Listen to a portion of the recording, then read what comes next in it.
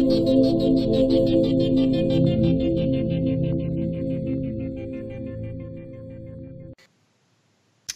everybody out there in Wonderland and all around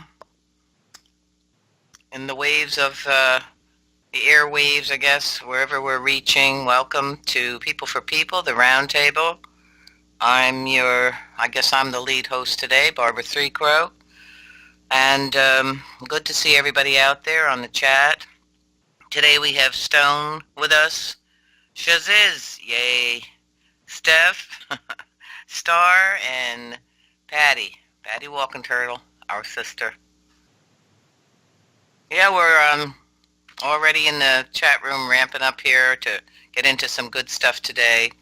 And, if you guys have any questions, please put them into the chat in caps. I think we have Van on board today to take care of that. You know how we love your questions. And it helps us go even, a little bit deeper and figuring things out. That's what we're trying to do here, figure things out. We're trying to offer some news, some good stuff, some stuff that we all should be looking at perhaps and concerned about. And, and that's what we're here for on this great roundtable.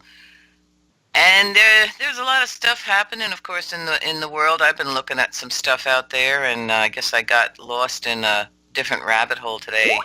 I was looking at some fella who's, I guess he was born in a difficult situation, spent time in jail, and so on and so forth. He's in his 70s now, and he's worth $50 million, and he goes on to, does all these seminars to help people to get rich, okay? And so that's where I was today. He had some good things to say, but, basically, like, get off your couch and stop dragging the stuff around and blaming people for your situation and, all the stuff we talk about. But anyway, that's where I went, and I just want to start out with that. So something to think about. If you're on your couch, well, just hang around with us till we're done with the show, I guess I'd say. And I'm glad you're all here. So, okay, well, we were right off the bat started talking about the New Zealand circumstance, the New Zealand massacre recently, which, of course, when we see these things and hear these things, in my experience, there's two things going on. Everybody's going to share about theirs as well, but, I look at the level of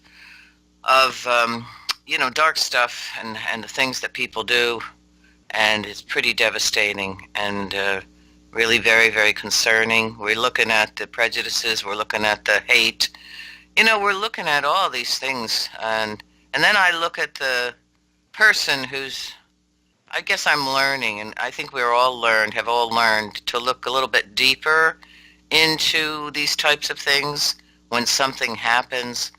I find myself doing research to find a little bit deeper stuff, and we are finding some of that deeper stuff, and there's some things that seem to be like, I guess we call it maybe the Mockingbird Massacre syndrome.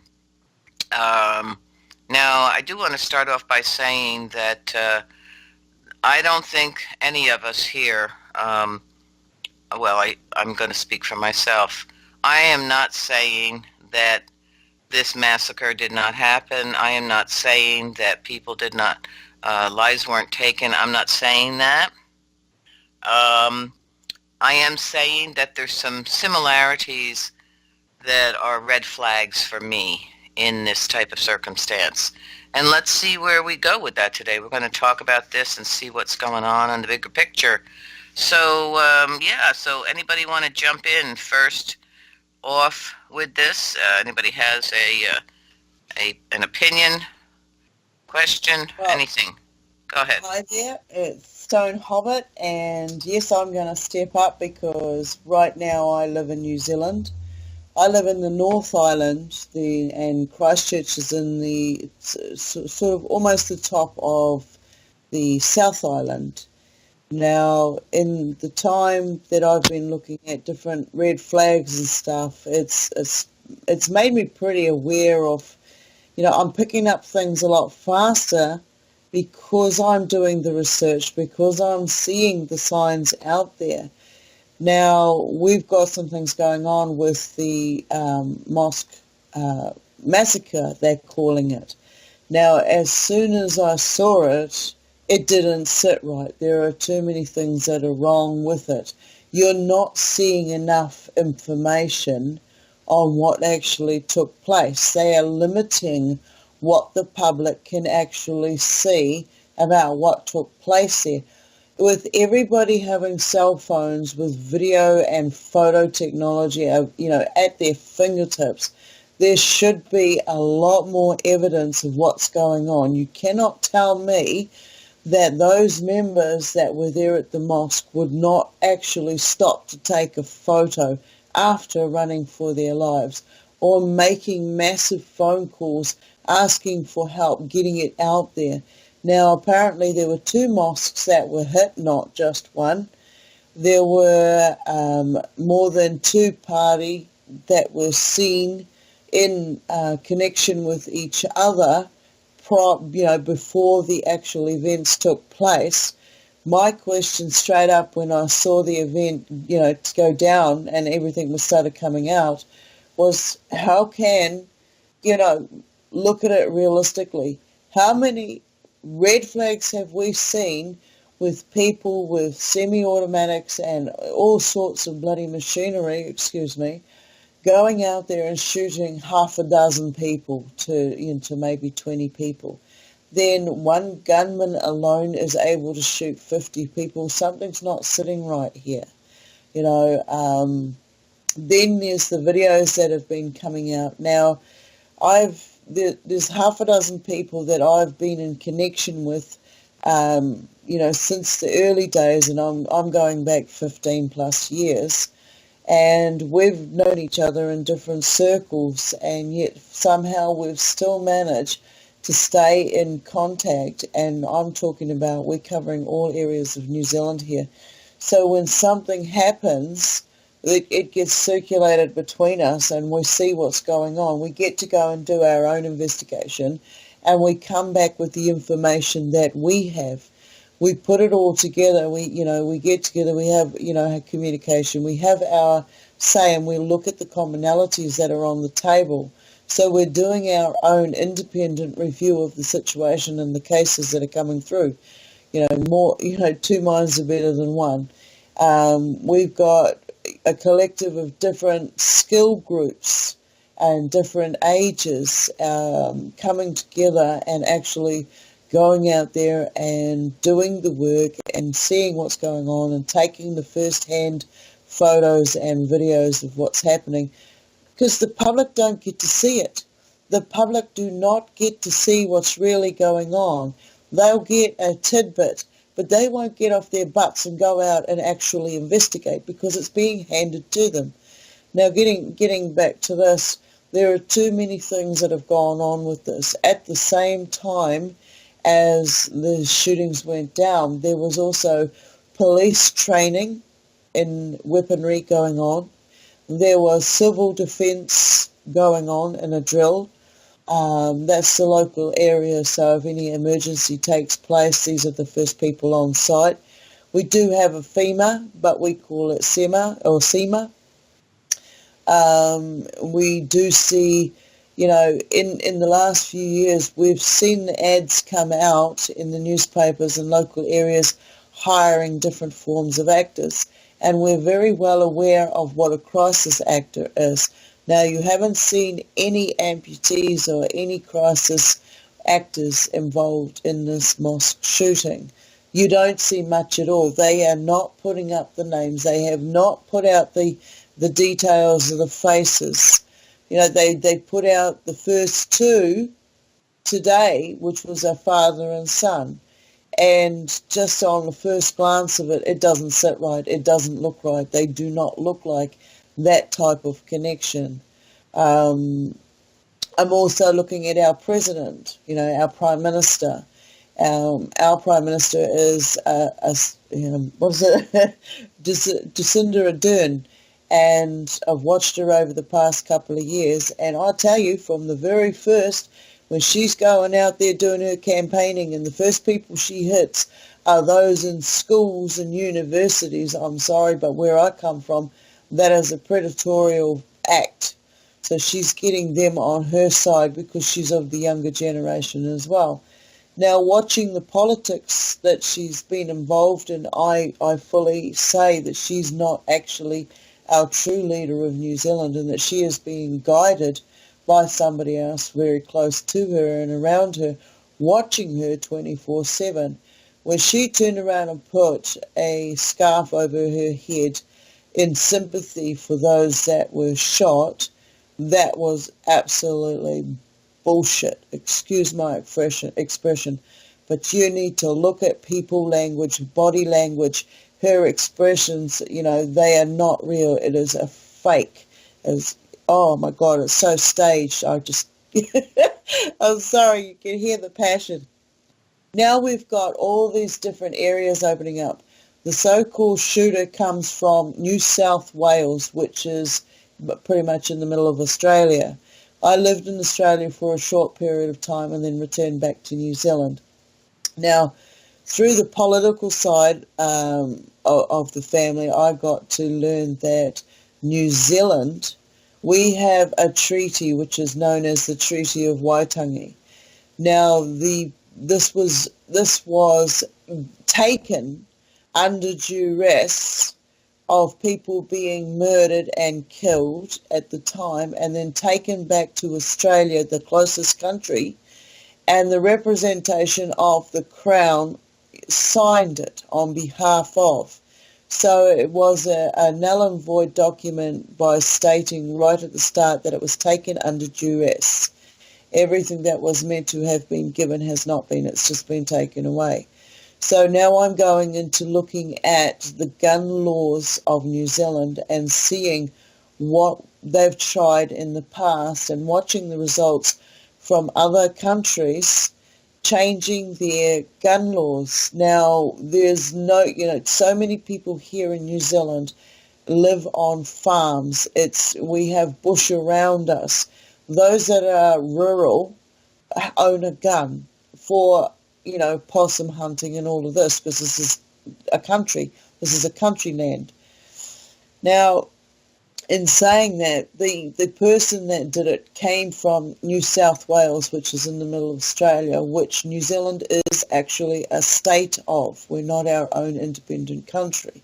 We are a state of, and people need to do their research to see this because of the way they have covered and condoned the actions. So everything that is ruled under the Crown is actually not under the Crown, is illegal representation. So that is showing where they are bringing in they're bringing in the soft, what I call the second stage soft military law, where they are turning around and bringing up whatever created excuses and red flags to be able to get their way, because the people of New Zealand would not stand for that in the first place. We've already gone past the level of allowing X amount of immigrants into New Zealand. Now, no New Zealander here, and I have to say this for every country out there, how many of you actually know how many immigrants have come into your country, where they are set up, and what their networkings actually are? Now, the photographs and videos that I got sent to me pretty much straight after this, and they're still coming in. We've got innocent people who are putting up this information for others to see being arrested without bail. That tells me that the government has got something that they are afraid of being found out of. Now, when she put the scarf over her head and that photograph, that was absolutely 100% fake. Then you have a look at the videos, you see where they are actually entering and how many people are entering. You can see that they are actually military. There are so many things going on in connection, and it's not a coincidence. Now, I'm looking on the bigger scale, and I'm seeing all countries out there are going through some sort of gun law. So they are claiming as many guns and weaponry from you before they can use it against you. Now, I'm not about hate speech and all of this, but I'm seeing this on a multi-level scale of warfare. They're bringing out and they're about to start up the 5G, so they tell you it's 5G. I still stand and say that it's way more technology, way further than the 5G.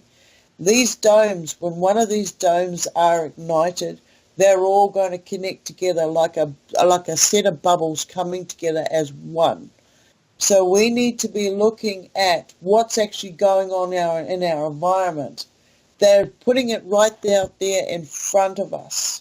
So, in saying that, tell me what you have seen in some of these red flags, or what you have heard about the events that are taking place here in New Zealand, because I'll tell you right now, the messages and the information coming back to me from other countries so far are telling me absolute rubbish to what we are seeing here on our so-called mainstream. So anyway, I'll hand it over to somebody else who wants to come in. Hey, you guys, anybody wants to step in here? I just want to say I think that photo of her putting on that hijab, I don't know, that really kind of like was a trigger for me as well, of an extreme, I don't know, what do you want to call it, just, okay, placating or a big sign, a big message, that as well, kind of questionable on that. Anybody want to step in here and add to this, or something else? I have a question. Yeah. I'm actually on Twitter right now trying to find it, but there is something that came through the Twitter feed that was saying that the New Zealand Prime Minister is going to announce that the only God is Allah. And that was the picture with her with the scarf on her head. So my question, I guess, yeah, I know I saw it. So I guess my question would be for Stone. Have you seen, and has she said this? I mean, okay, I haven't seen her say this, but I'll tell you, today in New Zealand, they are going out and, when somebody grieves somebody, they do something. They are allowing every woman, every person to wear one of these scarves out in sympathy. So to me, that is a form of ritual energy. If everybody goes and does it, they're signing a contract of energy that they are not aware of to Allah. Good point. Excellent point. Thank you, Stone. So Patty wants to step up here, so come on in, sis. Yeah, there are several things that we need to look at with this. First of all, there seems to be this disinformation, this misinformation, because it's what you see, that all these attacks that are happening, we can go back to the school shootings, we can go to the Las Vegas shooting, the Fort Hood shooting. All of these shootings have happened within, say, the past, I'd say, 9-10 years maybe. Before that, you had terrorist attacks, and that's what they were called. They were called terrorist attacks, and they all led back to factions of what was considered the terrorists, right? Okay, so I remember when these attacks used to happen, these terrorist attacks, the London bombing, the subway bombing, all these different attacks. We could look through this and we could find the information, we could find the connections that showed that these were actually manufactured attacks, that they were created, that the people, even the FBI, remember the underwear bomber? Remember him getting on the plane and the bomb going off in his underwear prematurely? Remember that? Yeah. Well, we know that the agencies, the no-name agencies from the U.S. actually got that guy on the plane past the check-in and all of that because they were government officials. So he didn't have to show a passport. He didn't have to give a name or anything. And they brought these guys on the plane. So we knew before all of this started happening that this was being manufactured. And we knew why, because when we look across the globe, we see where gun rights, the people being able to defend themselves, is under attack, that there's a big move. And it shouldn't be a surprise to us because Agenda 21 and the UN told us this was coming, right? Okay, so here we are in this day and age, and every single attack that has come has also come immediately after with a new gun law, with a new gun restriction, with a new call to pull the guns. Okay, so this we know. Then we look at the things that happened with New Zealand. If you guys remember, Facebook was down. It was down for what, 10 hours, 11 hours or something like this? Completely down. People couldn't get on it or they couldn't post here or there. When it comes back up, what is the first thing that goes live on Facebook but this shooter and his video live playing on Facebook, one of the most supposedly heavily censored against things like this, and yet this live video plays through in its entirety on Facebook. And I have an article that Facebook says that, oh, let me see if I can get this to you. Let me read this. Though Facebook's AI-powered censors managed to mistakenly flag Zero Hedge, which is a news agency, as a repeat violator of the social network's community standards when it comes to live stream videos depicting horrific and extreme violence, the company is still working out some kinks in its ability to immediately identify and remove live streams depicting horrific acts of terror and violence, like the video published Friday by the Christchurch shooter.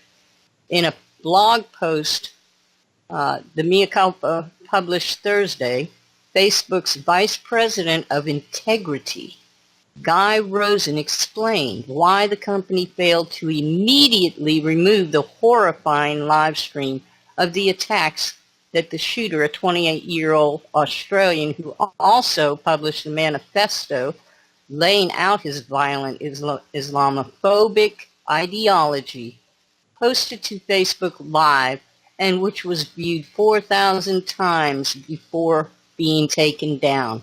4,000 times before being taken down. According to Rosen, one reason the video lingered for so long on its platform, Facebook didn't remove the video until police responding to the incident reached out to the company. Despite it being reported multiple times, was that the video wasn't prioritized for immediate review by the company's staff. As it stands, Facebook only prioritizes reported live streams tagged as suicide or self-harm for immediate review. And if you believe this, and if you think that that is the reason why this video was allowed to play in its entirety and be seen by 4,000 people before it was taken down, yet there have been live videos that have talked about conservative issues and things like this, videos that have showed conservatives being beaten, or videos that have showed Muslims, terrorists, harming Christians. Those have been immediately taken down, some in the middle of the viewing of the video, the live video stream, taken down, boom. So if we're to believe this, this is the thing that we got to look at.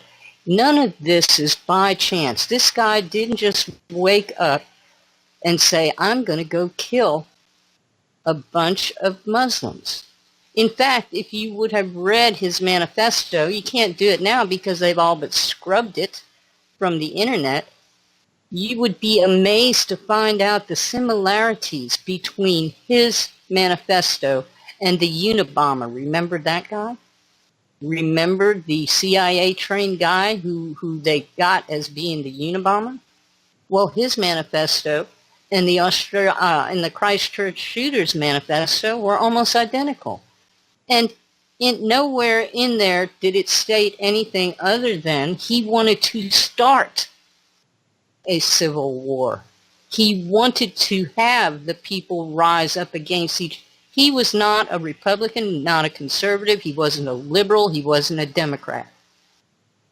He was an anarchist in the worst sense of the word.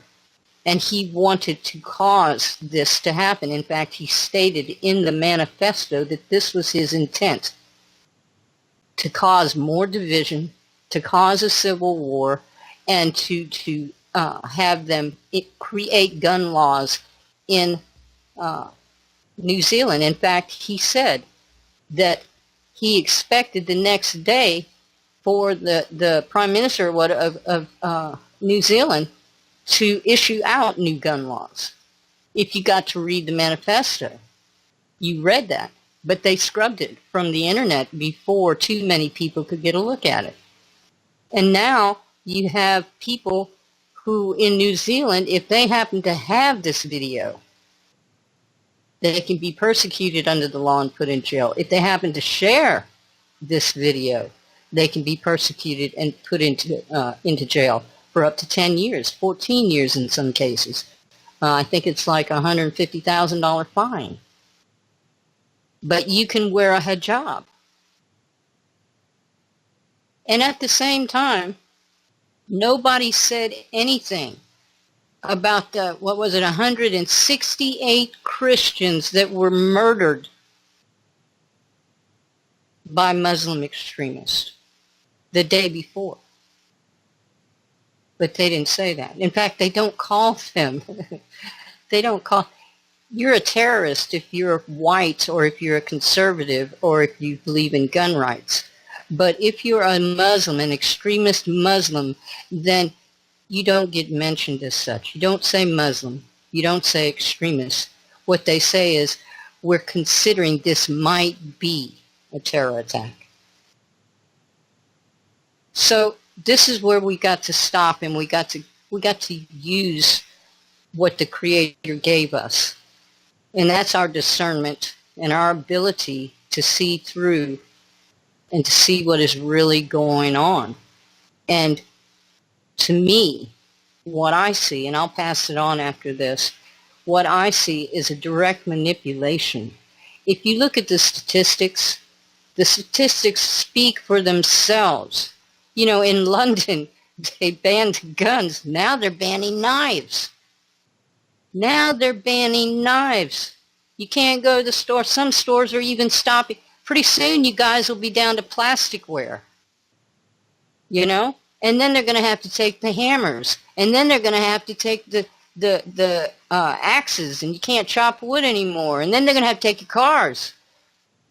I mean, if you look at the statistics, the worst crime, the most murders are in areas where there are no gun rights for the people. Because then only the criminals are the ones who have guns. And the crime rate is crazy in those cities. Do the research. It's out there. All you got to do is do the research, and it will prove to you this is a fact. The highest crime areas are the ones with the most extensive gun laws. Anyway. Put my opinion on the table. You sure may. Yeah. Well, one of the things I hope everybody really takes a look at, you got to look at anytime there's anything going on, what's the common denominator of all of it. I honestly do not believe that they actually want to try to ban guns. And I know that sounds crazy because they're always talking about it.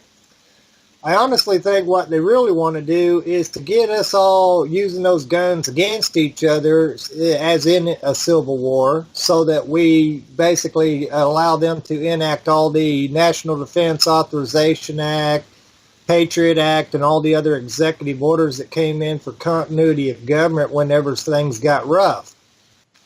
But there's one other thing that has to do with the Muslims that I don't think anybody's really talked about, was the fact that if you go look into the radical Islam portion of the Muslims, now we're not talking bad against Muslims. It's not about the good Muslims of the world. But what the deal is, when you go read the Quran and all the different things that they talk about, how they're actually basically treating their women and stuff like that, they know for a fact that that culture will not blend with many other cultures out there. And so somehow or another, you can get this culture in there into, Europe and Asia and all the different North America and all that kind of stuff.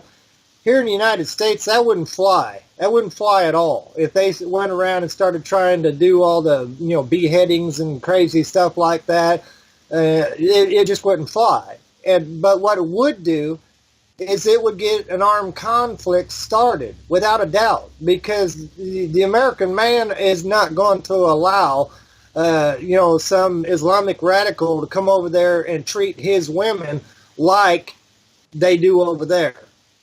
And so if I'm standing back and I'm looking at the big picture of what's really going on in this world, there are entities out there that have the funding and the research to quite literally destabilize nations. And they know that in every single one of these other nations, including New Zealand, the man ain't going to stay around and allow their wives and daughters to be treated like this. So they're going to basically get a reaction out of them. And it's not going to be, the reaction that they expected, where we're just going to be complacent about it or whatever and allow this to occur. No, they're going to get the one they wanted, which is we're flat out going to get violent.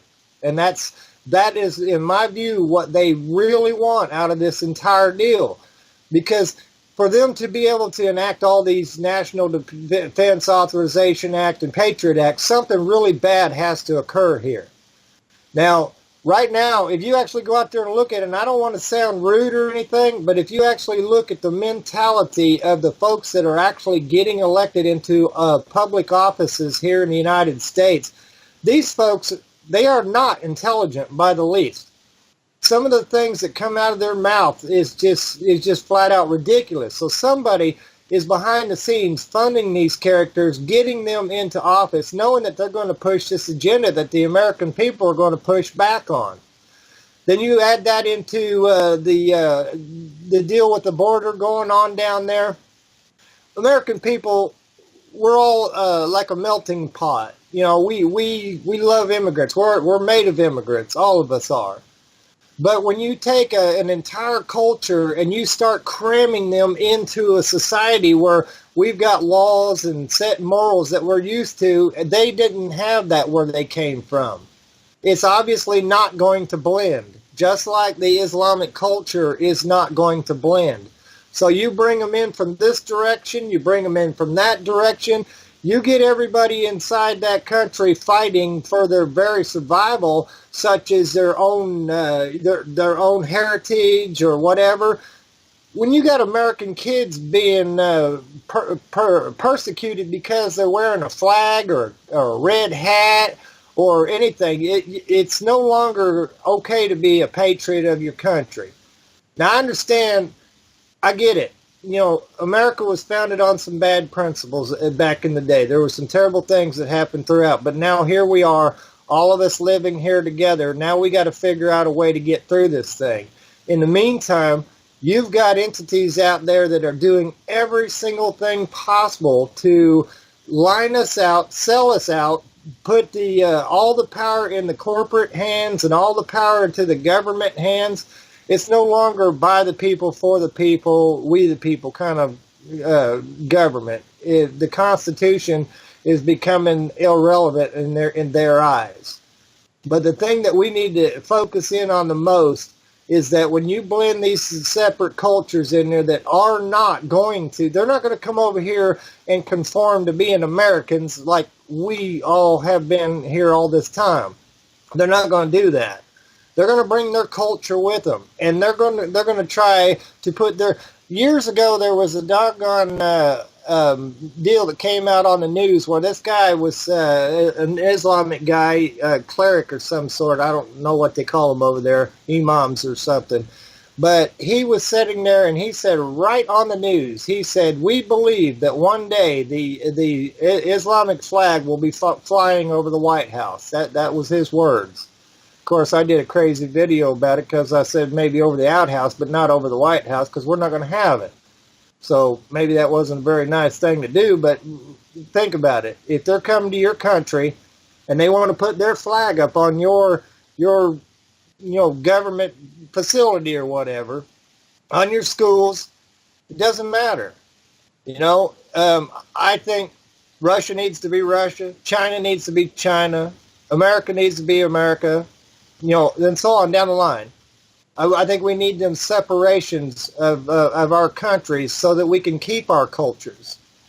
But what you're seeing before your very eyes is a clashing of the cultures, and I feel like that it was intentionally done because of the fact that we have a different lifestyle here than how many American girls do you think are going to tolerate some of the things that they say that is allowed or not allowed in their belief system. I hope that makes sense to everybody, but it's not going to happen. And I've been around on this planet for 53 years, and I've seen this culture decline so badly in America that it's shocking. And now you're going to take a radical, and when I say radical, I mean really radical group of Americans and try to tell them that they have to go by the Sharia law. Does anybody besides me see what's coming down the road if they tried to pull that here in the United States?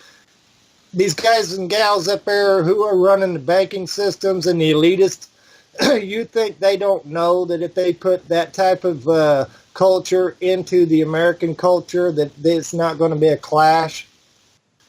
I don't want to take up everybody's airtime, but I had to throw that out there on the table because I honestly believe that we're being played like a banjo.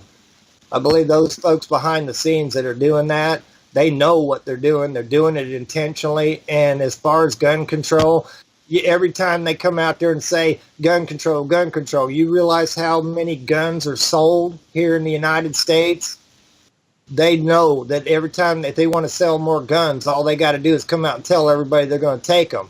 And if you think the American people are going to hand those over peacefully, you obviously haven't paid attention. There are some people in today's culture that whenever certain states will ban certain firearms because they want to abide by the law, that they're going to hand these firearms over. But I guarantee you there are others out there that will not. It's from the cold dead hand kind of thing. And I hope I'm not sounding like one of these gun pushers because I'm a peace-loving guy at heart. I would love to see us all get along. I would love to see a day when we didn't have to have guns. Not because we couldn't, but because we didn't have to, because everybody was getting along. That's the kind of world I'd love to live in, but unfortunately for us, we're not there yet. I'll let somebody else talk. Hey, guys. Yeah, I think, Patty, were you going to go up? Who just popped in? This is Star. Oh, okay. Oh, Star. Go ahead, Star. There's an article here, and we're going to cover it on tomorrow's show, but we need to talk about it right now. This is the Sentinel. And Missouri Senate bans all federal gun control laws in proposed bill. So Missouri's trying to step in. Well, that proves my point exactly. If they start the Civil War in Missouri, they're going to be sorry they did it because it's not going to fare well for them. Because I live in Missouri, and I know the culture in Missouri. And if they want to seriously come in and try to force the issue, we got sheriffs that back us up. And that doesn't happen in every single state. If your sheriff isn't backing you up, he's supposed to be the highest law in the land as far as where you're at. He's supposed to trump federal law. And if he does what he was hired to do, he will protect his people, and he will call up the militia. Mark my words. Here in the state of Missouri will be the last place that they want to start it. Before you log off there, she says, there's a question van popped up here. She says, well, I don't know if it's a question or a statement or it will lead to a question, but it says, but that false flag is more to divide using the Muslims. It really isn't one philosophy or religion. It's about division. What do you think? That's what I was saying. That it's not about the religion itself. They want to use those people because they know those cultures are going to clash. Look what happened over there in Europe and all the different places where all those refugees, there wasn't families coming over. There were young fighting men coming over, and they knew that these people were going to have a different culture. You can't shove those kind of people together with each other. I mean, if they want to peacefully come to meet in the middle, then that's what we've got already here in America. We've got Muslims, we've got Christians, we've got Catholics, we've got atheists, we've got it all. We've got a melting pot of every single race, religion, culture, background, you name it. You try to shove Sharia law down the American people's throat, and you're going to see something that I pray to God we never have a second civil war, honestly, because there will not be a winner, and there won't be nothing left over for anybody to come back and get, because you're going to see something worse than some video out of Mad Max or whatever. Because back in the Civil War, folks, pay real close attention to what I'm about to say. And you can check my words. Look it up in history of how many people actually fought in the first Civil War. Look at the type of weaponry that they actually had in the first Civil War. And then scoot along to today. There are people, brilliant people, generals and so on down the line from other countries that said they did not want to have a conventional war with America because behind every blade of grass was a gun. And that ain't no joke. And there's some crazy people in America. Unfortunately, I mean, I wished everybody could just get along and we'd have some sanity. But the truth is truth. I've seen it. I've been here for 53 years, and I've seen the culture decline. Another thing she says is that the people in America, guns are only part of their arsenal. Oh yeah. Here in America, you can have a rocket launcher, you can have a tank, and you can have anything in between. Yeah. So yeah, but I just want to add to this thing about the Muslim extremists, about the illegal immigration on our border. Think about this. This wasn't started recently. They started creating this scenario way back when they first went into the Middle East and they started bringing democracy. They started making enemies. They purposely created enemies. We have South America and the countries in South America that have some of the most abundant resources, yet they were colonized, let's say, by the corporate structures and were raped and pillaged. So their people, their societies and their cultures were deprived of the ability to have good education, to have good housing, to da-da-da-da-da-da-da. The socialist doctrines that were instituted further depressed them. So we had two areas of unrest that were created. They were built. They were made. They created these two areas where all of a sudden we think that it's just an uprising now, but they built this. There have been immigrants from war forever, and they have immigrated to all points of the earth. Can I put one more Since short man note, has, Patty? yeah, go ahead. One more short. I'll make this really short. If you are going out there and you're talking to your representatives here in the United States, ask them what type of government we got. And if the word democracy comes out of their mouth and you push that button, you get exactly what you deserve. Because the majority of the congressmen and the senators, when you listen to them on TV, they're always saying, we got to protect our democracy. We got to protect our democracy. The United States of America has never, ever, ever been a democracy. We are a representative republic. So if you hear those words, democracy, coming out of there, and you vote for them, that's what you're going to get. You're going to get a democracy. Exactly what you're seeing going on right now. And to that, remember And when Trump did his inauguration, he called us a republic. He did not call us a democracy. Trump called us a republic, and that's what we are. Go ahead, Patty. That's the reason why I voted for him. What I want to try to make clear is that this is what we're seeing. These extremists, they were built, they were created, just like the illegal immigrants, the MS-13 gangs that are going in there, the child trafficking, the human traffickers, the drug cartels. They were all created. They were created for this purpose, what we're seeing now, because you cannot take a strong culture and break it down.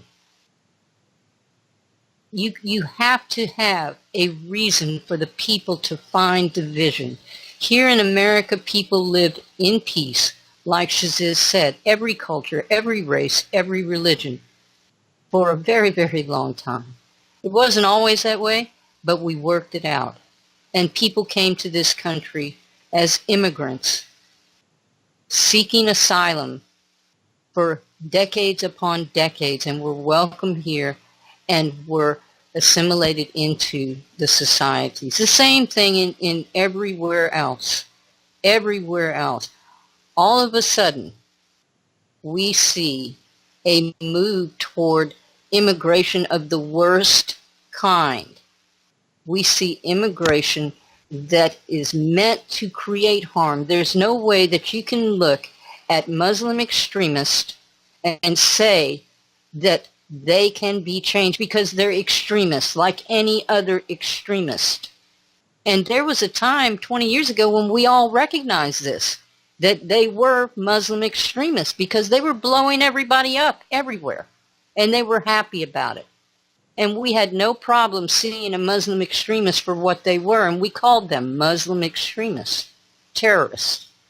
The same thing with drug cartels and with human traffickers and sex traffickers. Now we're calling them immigrants or illegal immigrants. Now we're calling them Muslims, and we can't even call them Muslims, or we're called racist.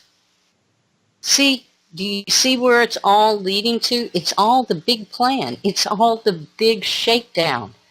They have to get us to a point to where they have to step in with their militaries, with their laws, and take us down. Yep. And the only way they can do that is to get us to go after each other. But we wouldn't do it, so that's why we have Muslim extremists and the illegal immigration of the worst kind coming towards us. This is where we're at. Just saying. Done. For all the Americans out there, there's one thing you really seriously need to pay attention, and that's called the Electoral College. Because a democracy would have no Electoral College. The only reason why the Electoral College was in there to ensure that we could balance out how many representatives that we got in every deal so that everybody would have a chance to vote. If that electoral college goes down, then you will quite literally be living in a democracy. And when you live in a democracy, you're going to find out that the least educated out there will be the ones who run the rest of your life. They will make the laws for you. Because it's the popular vote that they keep hollering about every time one of these presidents loses to the so-called popular vote. Well, that's because they can get the numbers out. They can get people out there who are dead to vote. They can get people out there who aren't legally able to vote. And they know all the dirty tricks. And so if they can get the numbers up in the popular vote, that means that never, ever again will you ever see another conservative president in the United States White House. Without that electoral college, which has been the saving grace, and it's lucky that it hasn't completely been infiltrated, just like the Supreme Court and all the other courts underneath it, you get enough people in each one of these organizations, and they know it. If you go back and look at the conspiracies of all the Masonic groups and all that, and you find out that there are certain cases in the world that had to do with the judge was a Mason, the jury was a Mason, the police were Masons, and the guy that was there trying to defend himself didn't fare so well. Well, whether that's the truth or not, you have to do your own research on that, but just imagine how that deck is stacked against the individual. That's what you get in a democracy. If you can get the mainstream media, if you can get the alternative media under control, and you can get out there and you can convince the masses who don't know, who haven't done the research, that this guy's a racist, that guy's a homophobe, that guy's a xenophobe. I told you, we come from a wide culture. We got it all here in the United States. You get each one of these little pockets upset because this guy supposedly this ist or that ist, and then now you can get them to come to the voting polls, and regardless of whether you got the good candidate or not, they will vote for the one that they think is going to be the best one. And what we end up with will be gun control. What we end up will be no Second Amendment, no First Amendment, and any of the other amendments. Go out there and ask an 18-year-old kid in the United States of America to tell you about any of the other amendments to the Constitution. They won't be able to do it because our education system has failed. It's become an indoctrination center, and it gets even worse if they go on to college. By the time they get out into the real world, they have no clue about a representative republic. They have no clue what their actual rights are.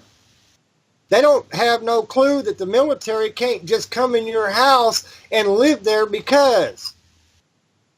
Think about it.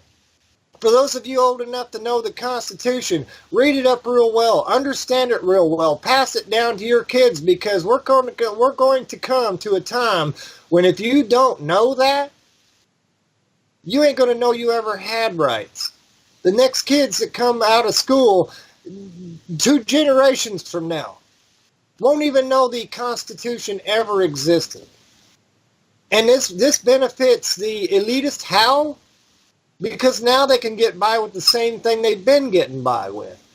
In 1964 was the last year that they made silver coins. Reach in your pocket right now and pull out your coins and take a look at them. You got copper-coated zinc and you got this other cruddy metal for quarters. And it used to be that you had a dollar bill that said that you could turn it in for 4 pieces of silver. No longer. Every single thing that you're using to spend out there is funny money that is all gamed for the system. It's like going to the casino thinking you're going to get rich, but you're not. You try to start a home business and see how much red tape you hit.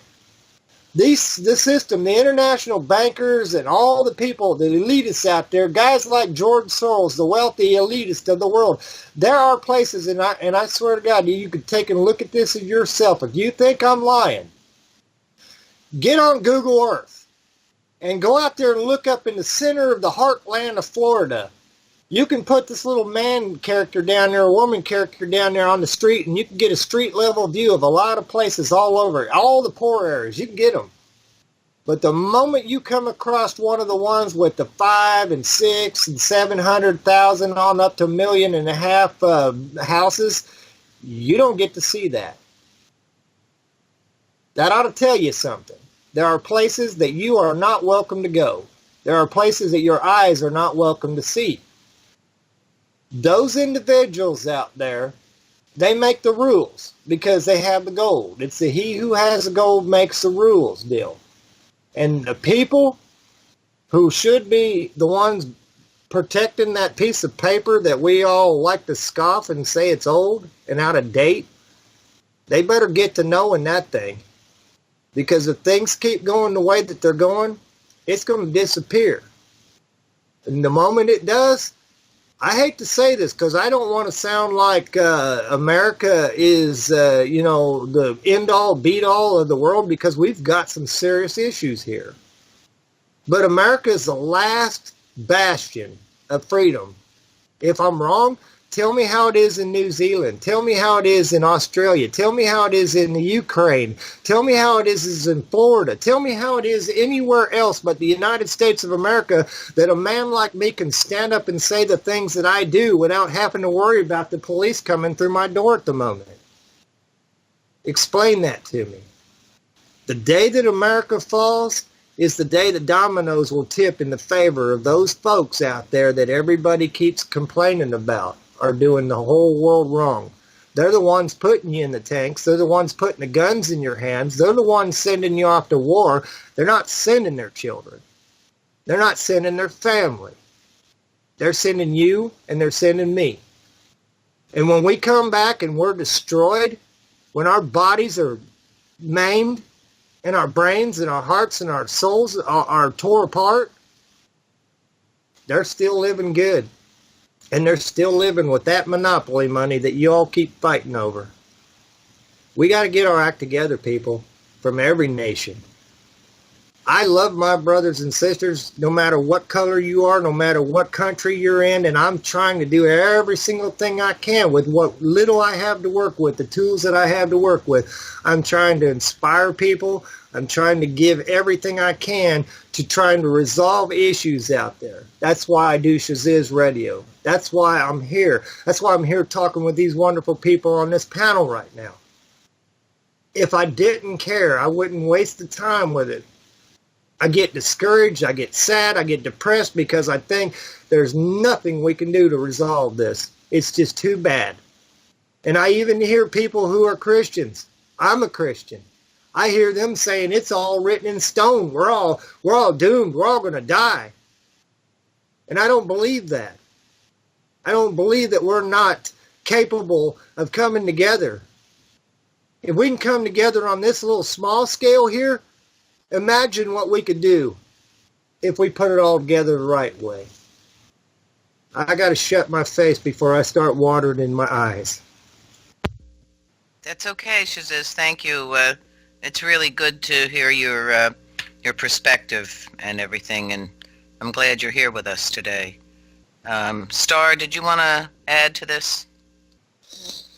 This has got me so hot. I am just furious. Another hot one. Okay, that's what we need. We got a hot panel today. It's okay. I'm saying problem, reaction, solution. Again, the Hegelian dialect here. Let's put this forward again so that we can take your guns, here. And like, I agree with you, Shaziz. They're doing all they can to pit us against each other. If it's not our gender, if it's not our location, it's our religion. And, I am with you.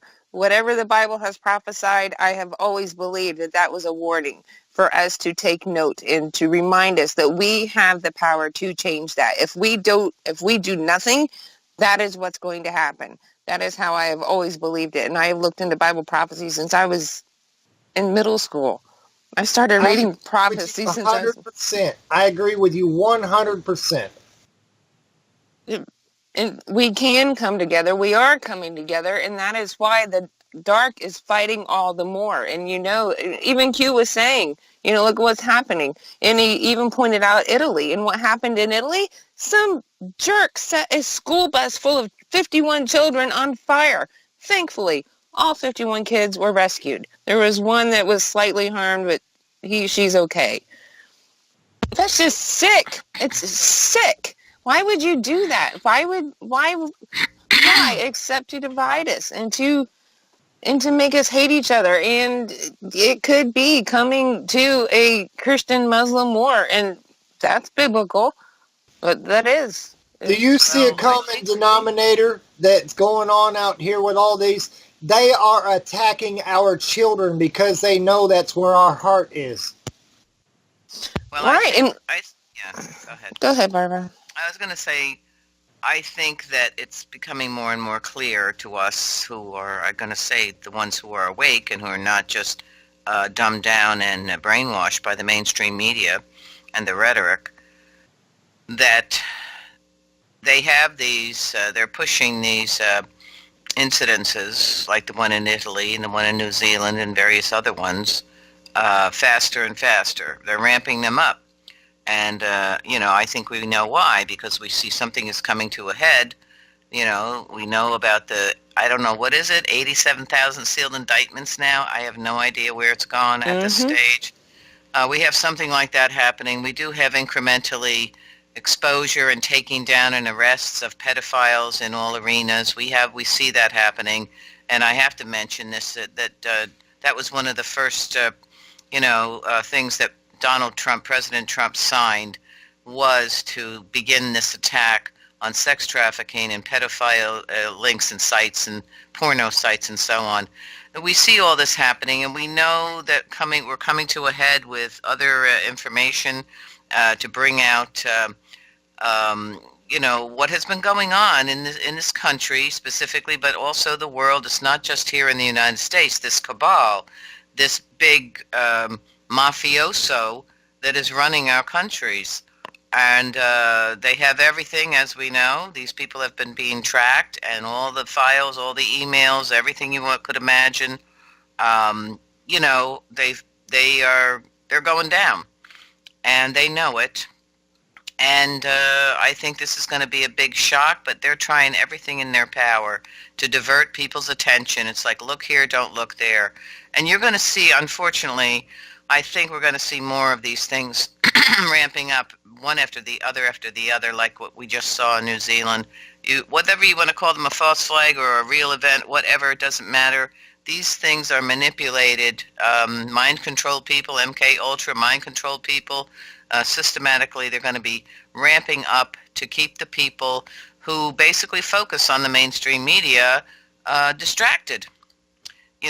Distracted, so they don't really know. They will not be available to see the truth when it does come out.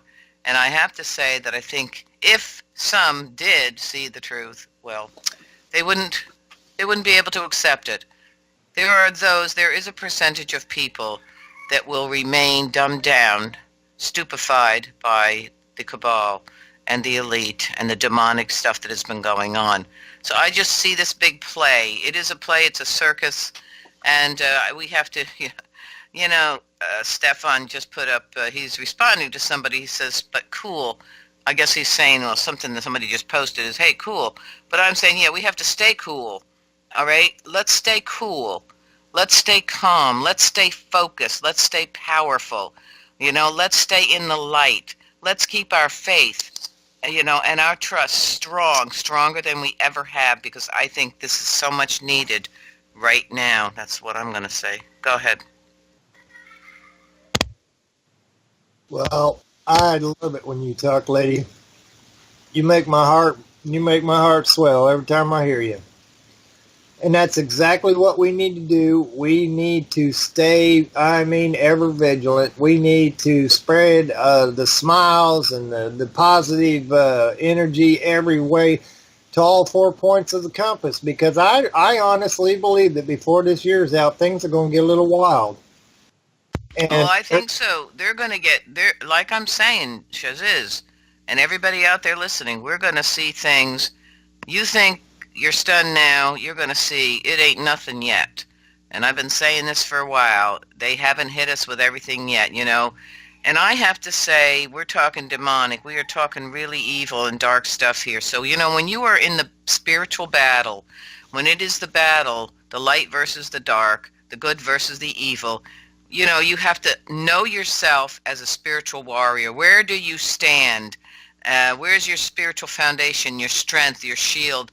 That shield, that spiritual shield, is so much needed now. This is not a game. I keep saying this. This is not a game, folks, like you may think it is. Yeah, la, la, la. No, this is serious. We are in a serious, extraordinary moment in human history, and we're being asked, really, and called upon to stand in that light, to stand strong as spiritual warriors against this dark. And I want to tell you, it's dark. It's so dark that I was ranting on the people roundtable this morning about some dark, evil stuff, and it swung me into this really disgusting.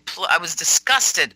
I felt I was so enraged, like you guys are feeling right now. I was so enraged, and it's about this the history of the sexual abuse in the church.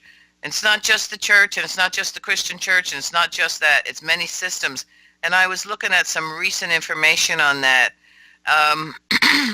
Literally, now they're only talking about from 1950, but they're talking 17,000 children, the sexual abuses in the churches.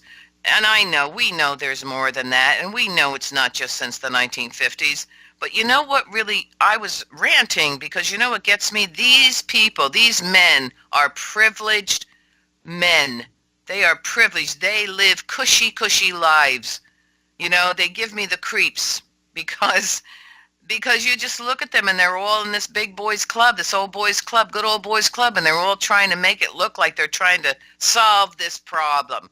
Well, we're going to all get together, all the bishops and all the priests and these and so on. They're going to get together, and they're going to make it all better. Yeah, they're going to have an overview now of the predators and so on. They're going to stop this in their church. Well, that was a big meeting, I think, in, I don't know how many years ago. Well, that hasn't stopped it, has it? So I'm just looking at the evil that we're dealing with, not just this pedophilia and sexual, violence against our children. And she says, you're right. They are attacking our children. They are attacking our babies. They are attacking the next generation in all arenas, in all areas. And yeah, guess what? We are the spiritual warriors, folks. Buck up because you're going to need it. You're going to need to be strong. Don't fall on your knees. Don't get scared. Don't quibble. Don't snivel. Don't start all this stuff about, oh, it's too much, it's too big, I can't deal with it. Guess what? You better start dealing with it, and we better start getting stronger in our faith and in that light and in that power, which is more powerful than the dark. And we know it, and that's why they're ramping up. That's why they're going berserk. And I'm sorry to say, they're going to get more violent, and it's going to be more shocking, and it's going to stun you. And that's the prophecy that I received years ago. We will see people's behavior that will stun us, that will shock us. So there's where we are today. I have within me a powerful faith. I'm not, I'm upset and angry about these priests, these pedophile priests and so on, and what they're doing to our children, but I'm not in fear. I am so not in fear. So I just wanted to say that. There's my rant. Today's the rant day, you guys. Oh, boy, I tell you what, once again, look, folks, I know that there are a lot of good people in the Catholic Church. I know there's a lot of good people in the Christian Church, in the Muslim Church, and I know there's a lot of good people in every organization out there, including, I hasten to say, our government. There are good people in there. They're really fighting a spiritual battle that is completely off the scale. If you try to explain this to people, it's almost as if you're talking science fiction to them. But who would have guessed that in the year 2019 we'd still be hearing things and getting worse and worse and worse every single day. But I want to reach out to everybody, and I want to tell you that you're not even remotely weak. Each and every one of you out there got more power than you can possibly imagine. Just the words coming out of your mouth. Wars have been started over words. If you take those words and you use them in a good manner, you can do amazing things. And I know there's a lot of folks out there that's not Christian, but I got to say something that Jesus said. And I get it. If it's not your spiritual journey, I'm all right with that. You know, we all got to walk our own path. But Jesus said that if you had the faith of a mustard seed, that you could move mountains, you could speak to that mountain and you could make it move. And I'm seeing this happen real time. I'm watching all these little mustard seeds out here moving mountains. You think that what we do here at People for People Radio Network and Shaziz Radio Network don't make a difference? Doggone it, I didn't want to get like this. You think we're not making a difference? Don't you let that doggone darkness creep into your soul, because it will eat you alive. I know. I've lived it. You think out there being down the rabbit hole, I've been down rabbit holes that you wouldn't want to see. I've seen things that no man or woman should ever have to lay eyes upon, and that's why my heart is so strong and the urgency so much that we have no choice but to stand and shine that light that Barbara mentioned. Because Yes. if we don't, the alternative is really bleak. You know, last week's show we discussed stepping into your higher self, stepping into your divine power, and why, and even bringing up that things like this were going to continue and continue to get worse. And that is why, if you know you are in this spiritual battle, even in the slightest bit, then step up. There is no time. It's happening now. And if you think it isn't happening here in America, we have Ilman Oman in our government. She got voted in. She's a Muslim. She's admitted to having the terrorist classes. The first thing she did was try to change the 100-year laws, things for people wearing hats in Congress. She went in and straight away she was trying to change things. You think it's not happening? Look at Detroit, Michigan. Look at the cities where Muslims are taking over. And again, if you're Muslim, that's great. I'm happy for you. But if you're an extremist that thinks you can push what you have onto other people, that's where you got to draw the line. You have the freedom to be you. I have the freedom to be me. I do not have the right to force you to be like me, and you do not have the right to force me to be like you. You have the right to be you. Here. I'm there with you, and you know what? It's not about, it's, okay, well, what you just said, you could be called, politically incorrect Islamophobic.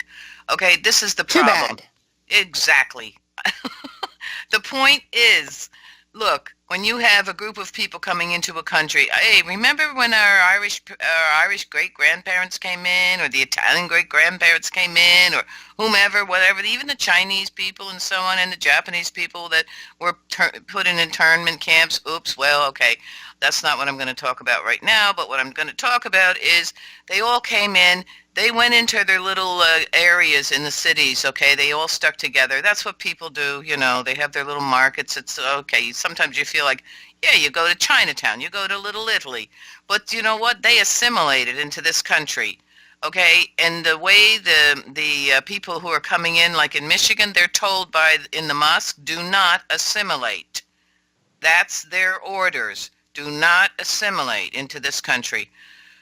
Okay, what is that about? First of all, that's really deeply concerning to me, and now we have in the schools, yes, that they have to pray, they have to learn they can pray to Allah, but now our kids, can't pray in the schools. There's no more prayer in the school. I grew up, with prayer in the school. Well, I did go to a Catholic school, but I think in major schools there was also a prayer. Correct me if I'm wrong. I don't know. No, you're right, because we not only said the Pledge of Allegiance, one nation under God, but we also was allowed to say a prayer there too. Yeah. So you have to look, people who are listening to us, you can tell how really irate we're feeling because we've been doing research. And you know what? I'll never stop doing research. I'll never stop talking about what I have found out. I will never shut up. I will never stop. I don't care. I am not an Islamophobic. I'm not a this-ophobic or that-ophobic. I just want, people to know the truth about what is really going on. There's obvious things that we are seeing, and it's deeply concerning to us. So, and I also, I have to get back to the church thing because I was posting this Okay, unfortunately, it is a church. Okay, if there wasn't such a thing as a church, this would be going on somewhere else. I'm just saying, because it seems to be harboring, some places seem to harbor people who have an inclination toward doing harm to children. But these people are very well protected. So, you find this out, that for centuries, priests have been sexually molesting children and also nuns. Nuns now have been sexually molesting children too, and also other nuns. And they've all been complicit. The bishops, the popes, who all else in that cabal, in that what they call a sanctuary in God's name, have been molesting and violating and even murdering children. You know, if this doesn't tip you over and you don't get irate and you don't say, well, what the heck is wrong with people that still think it can be fixed, who still believe, oh, this can be fixed, just like they do about the government. Oh, yeah, well, we'll vote for this person. They'll fix it for us. Oh, no, that didn't work. Well, let's vote for this person because they said they'll fix it. We have to really get straight here. We're the ones that have to come together. We keep speaking about this. We keep saying, we keep putting all of our eggs in one basket or one baskets, believing in the authorities are going to fix it. The knight on the white horses are going to come and make everything all better. We are the only ones that have to do this, and we have to do this in unity and get together and be strong and really, really know that we are in a spiritual battle. This is a battle for our coming generations. And it's not just the only battle. We're battling here about the earth, about the water, about the creatures, about the air, and the 5G and the 6G and, and the fluoride in the water. And do you think we're being hit, folks? Do you think even there were some reports, which this kind of uplifted me, actually. Finally, the first time I've ever seen this in any Q post spoke about the poisoning of our air, our water, our food, and our lives meant to kill us by the cabal. That came out of a Q post, and you know what? Finally, I said, finally, they are talking about the real stuff, for me anyway. Because I have said, okay, they have been talking about certain stuff that I'm aware of, but none of them have said we are being poisoned by the food, by the air, and the water, deliberately. And that uplifted me to see, okay, they're now finally talking about this. Okay, who wants to come in and, I don't know, you want to change the subject, Stefan? What do we... Doggone Bill Gates sitting there talking about if we do a good job with vaccines, we can depopulate the planet.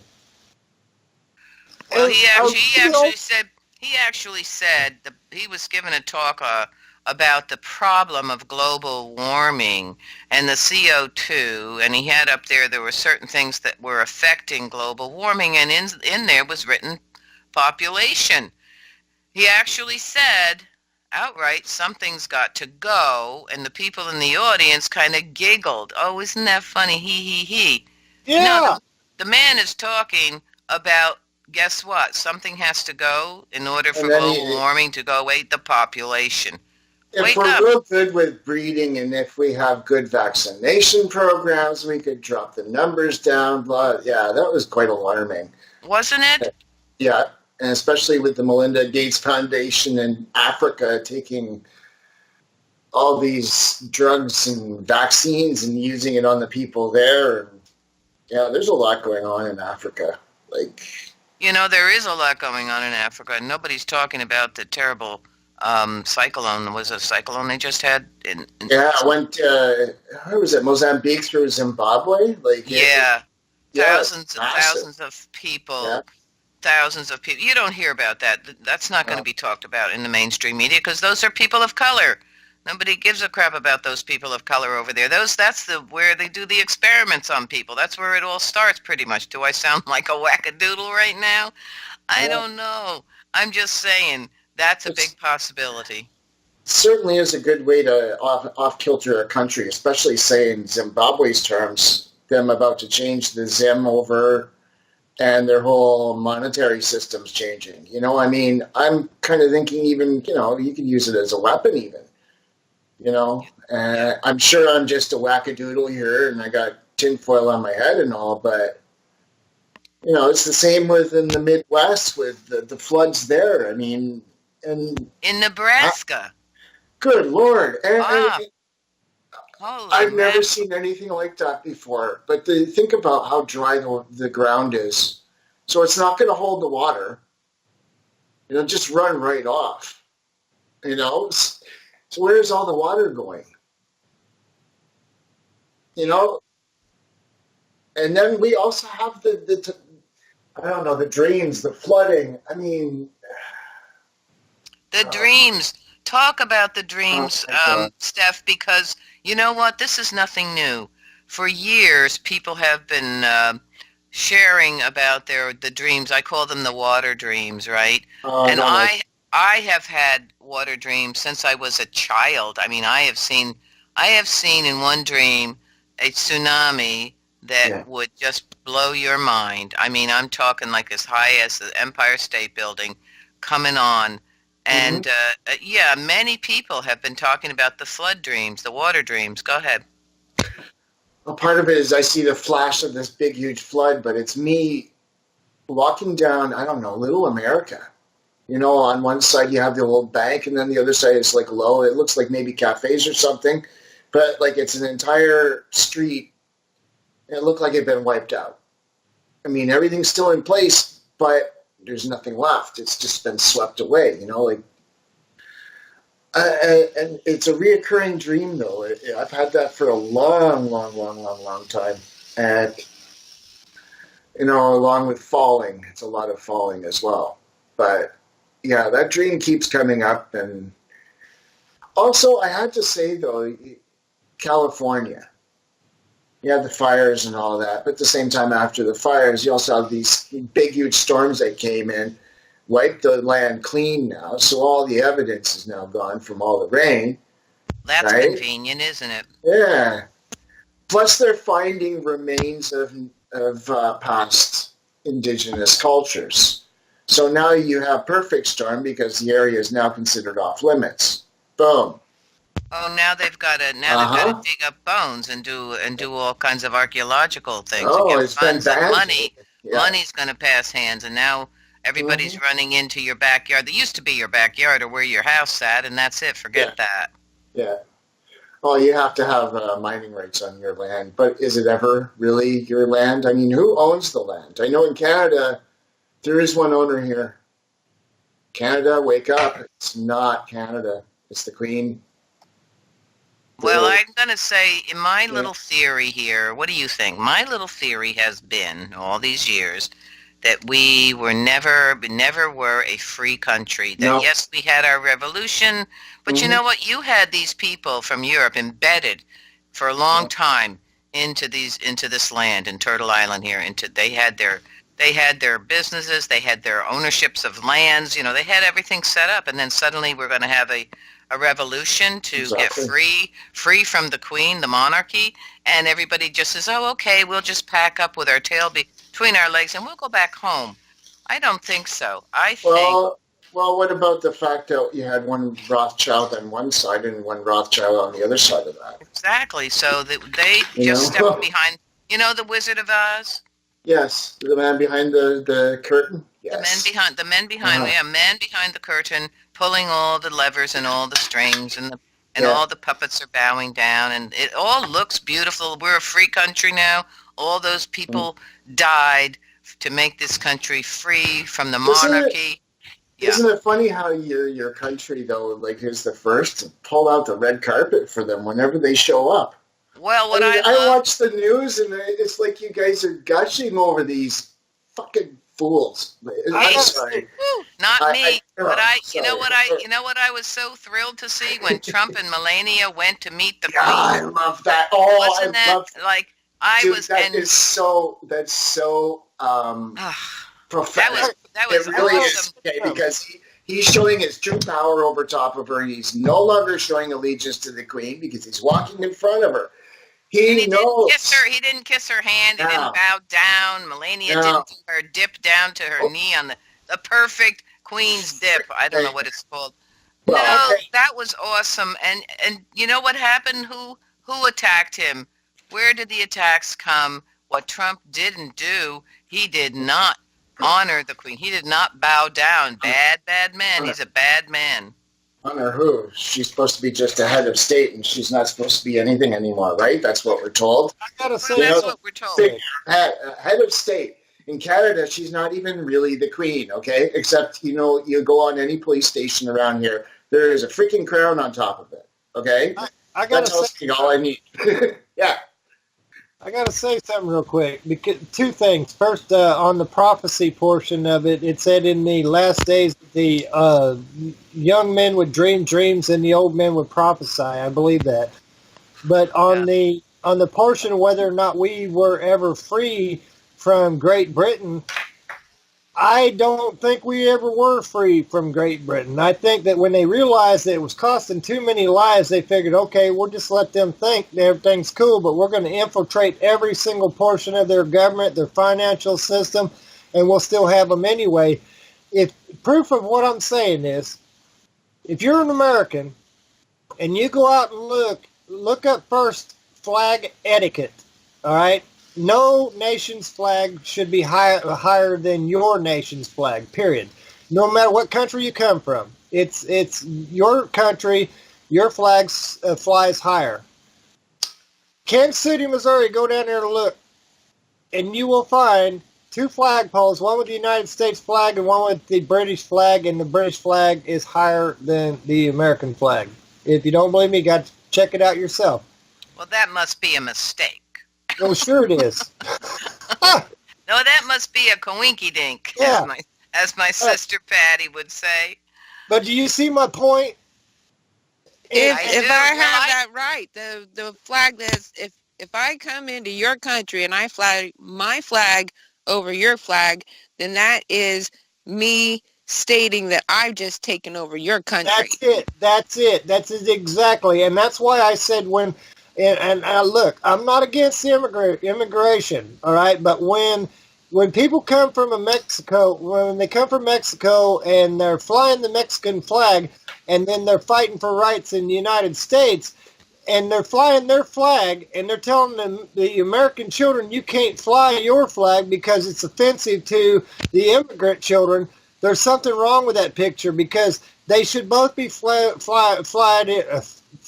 in tandem, and one should be lower than the other because it is the United States. Well, when you're flying your country's flag in another country, that's not immigration. That is invasion, according to flag etiquette. If you think I'm wrong, go look it up.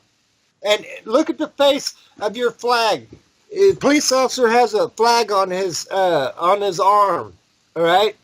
One faces one direction, the other faces the opposite direction. Depending on whether it is facing one direction or the other would mean either forward or retreat. So if your flag is facing in the wrong direction, you're basically symbolizing that you're in retreat of another nation, flat out. There's a whole lot more to the flag than meets the eye when it comes down to flag etiquette. That's why we kind of get offended when people burn our flags and stomp on them and stuff. Under free speech, that's an acceptable thing. But if you talk to an American patriot or a veteran, you might hear otherwise because they shed their blood to protect the freedoms so that this jerk can sit there and do all kinds of nasty things to our flag.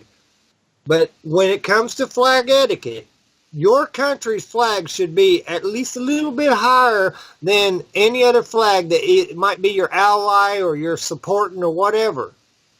And if it's not, the one that's up the top, that's the boss. Now, in Kansas City, Missouri, I saw the British flag above the doggone American flag.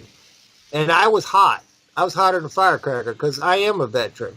I served my country, and I paid the price. Still paying the price, but regardless, if you don't understand the rules of the game, you're going to lose.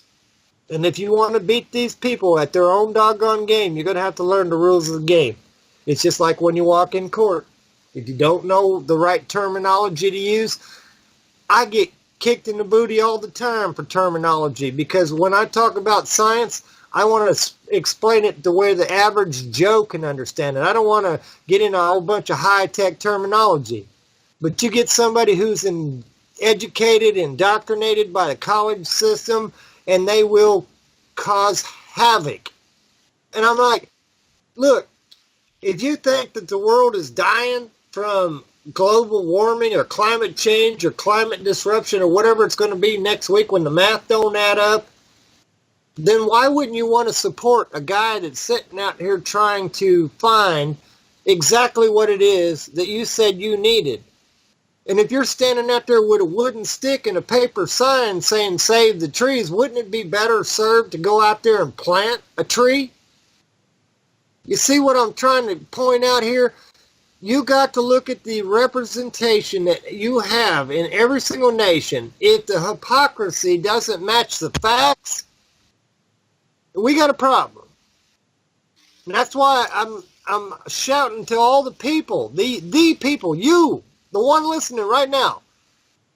Point your finger at yourself. You're the one I'm talking to.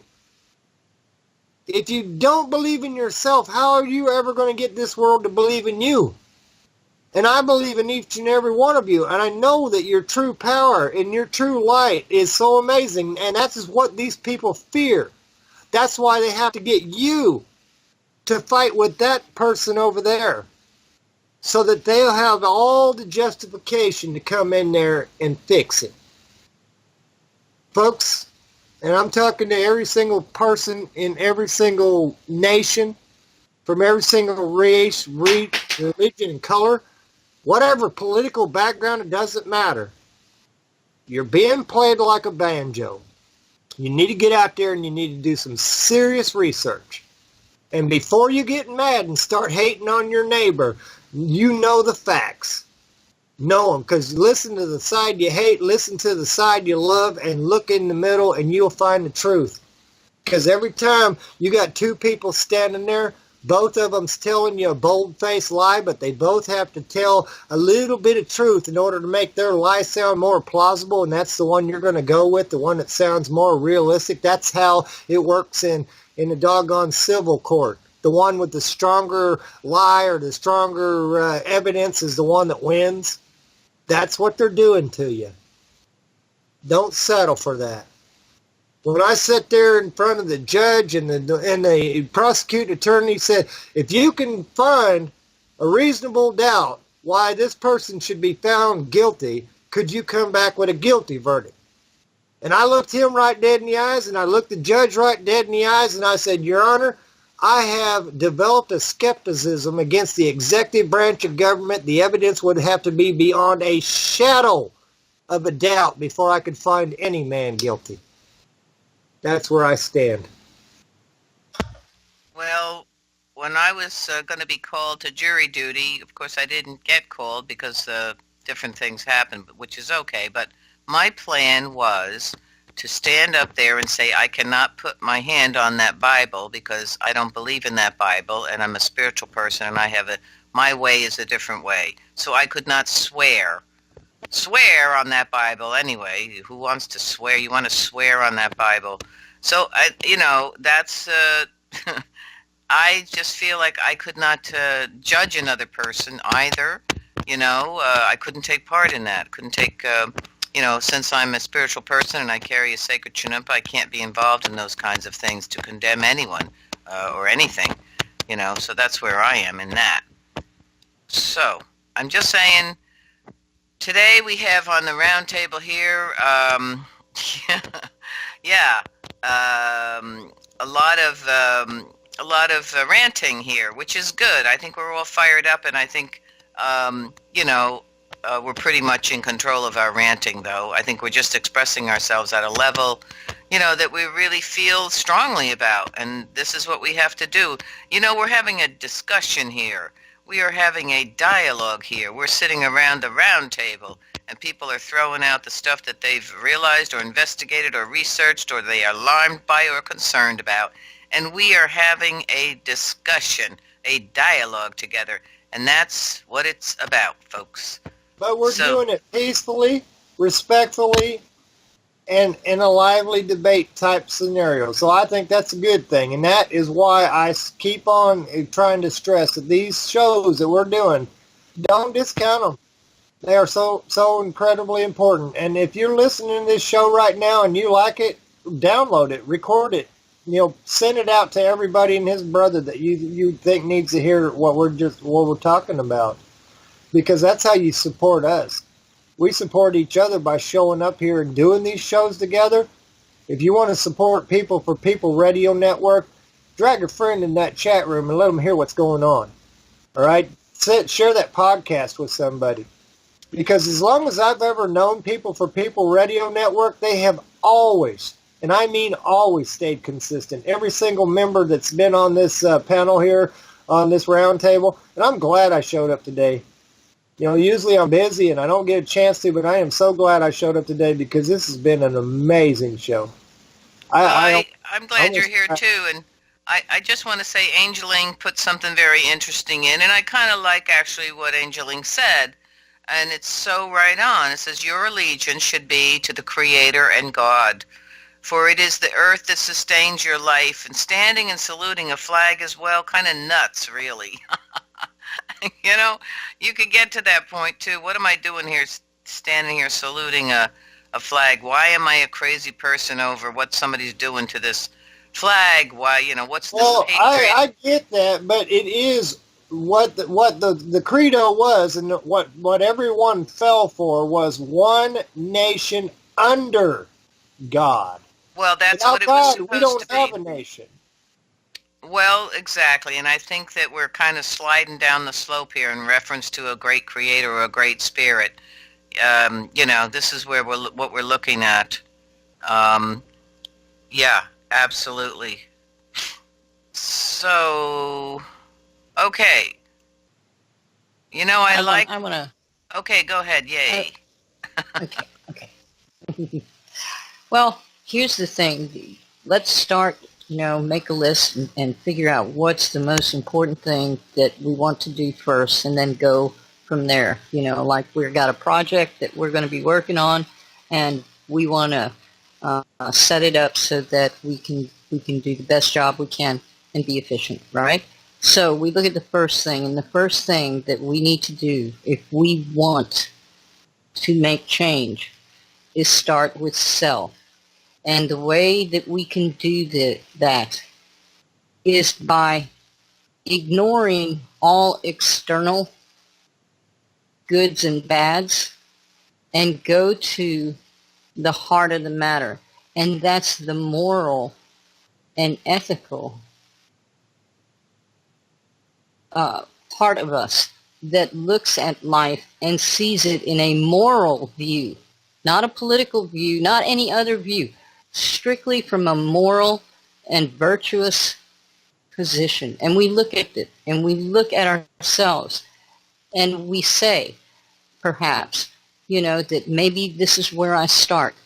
I start remembering where I came from and the law that was handed down by the Creator of to love one another and to do no harm, to uplift, to acknowledge knowledge for what it is and gain wisdom from everything, all knowledge. Let's start from that basis. And then maybe the second thing we put on our list is strengthen the body and the mind. And so maybe we could, at that time, start cleaning our body of the toxins in whatever way we can, and we can incorporate spirit into that also. And then we can clean the mind, and we can see clearer through that moral compass that we have developed, that we have remembered, that we have gone back to. And we can then make our thoughts and our actions part of that moral compass and that moral action, that virtuous path. And maybe third on the list would be then reach out to others in that moral, virtuous way and share knowledge without casting stones, without seeing a color, without seeing a race, without seeing a religion. None of that really matters. None of that. It's all, like Angeline likes to say, it's all fiction. It really has no bearing on us unless we incorporate it into our lives, because it's not part of who we truly are. And the only way I think that it works is if we can put these three things together, and then we can start seeing each other as a solution instead of a detriment or a negative or a positive. I think we can argue semantics, we can argue over words, we can argue over statutes and laws and systems of government and sects of religion. But when it comes down to it, none of that has a place where we need to go as one people, just saying. Well, I agree on you with that, and I was actually going to say that I like the term "step into your light." It's like step into your true essence. I like that, and that's where I think we definitely need to be. And Lizzie wants to join us. Yay! So Lizzie, you want to step in and have something to say here? Lizzie, are you there? Hello. Okay. Gotta unmute your mic, lady. Maybe she needs to be...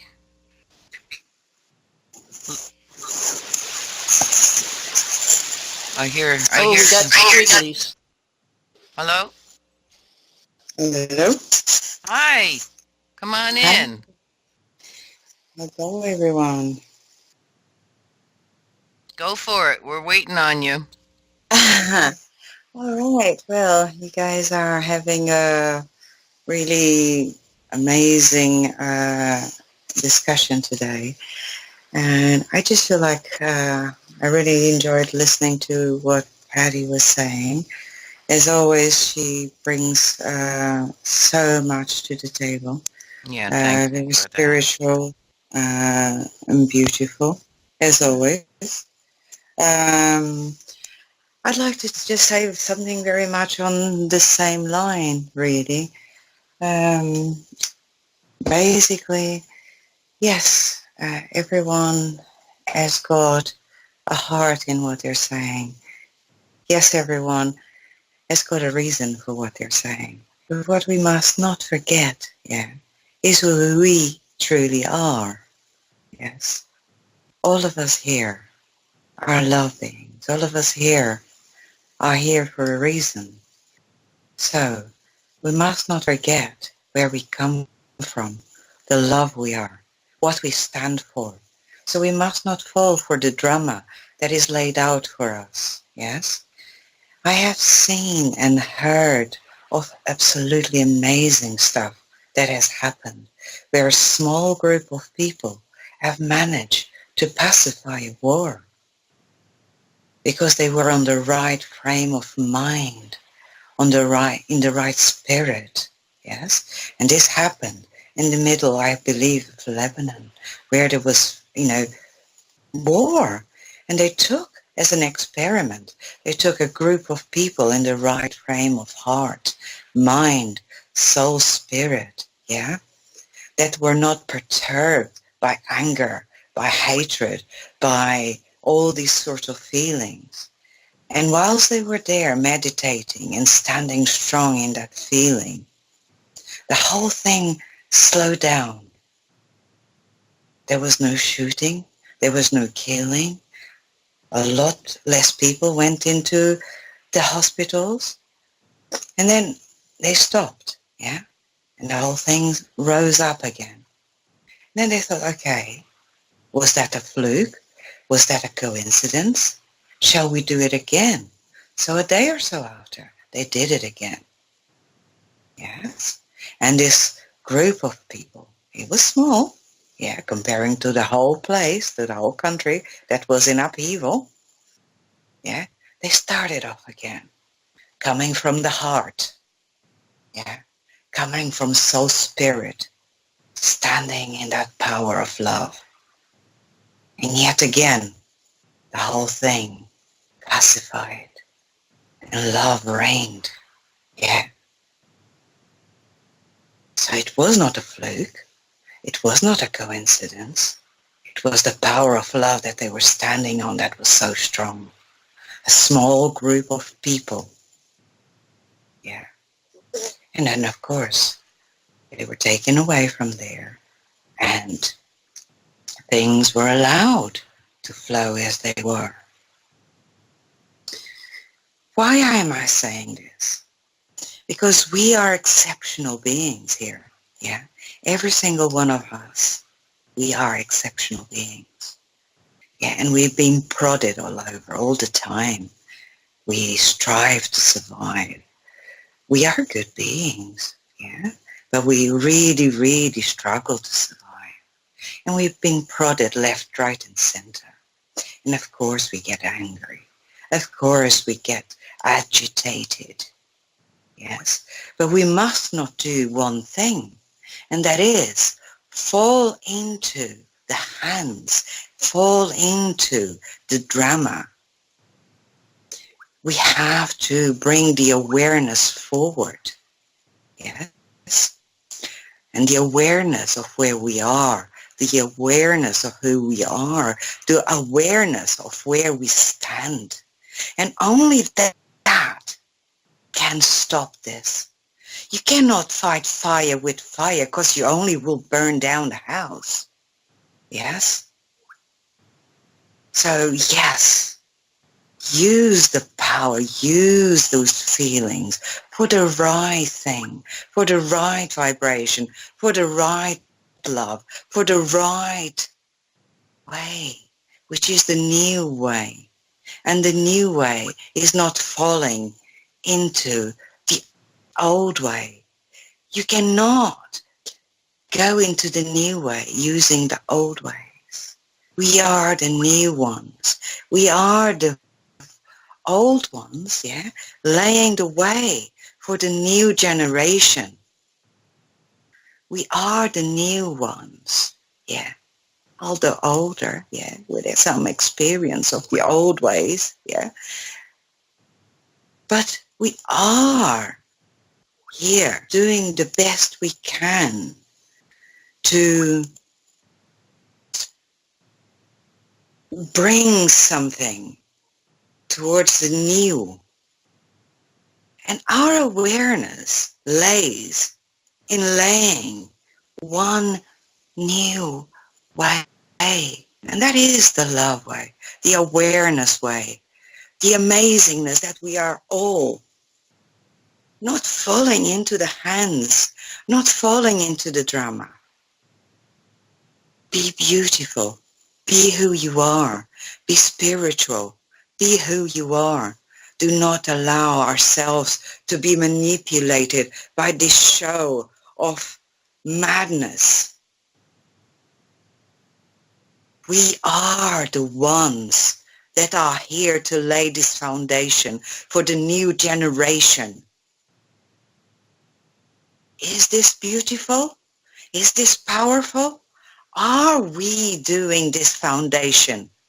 Do we want to? Or are we continuing with the same old, giving them what they want, giving them our anger, giving them all the negativity that they want to bring out in us? No.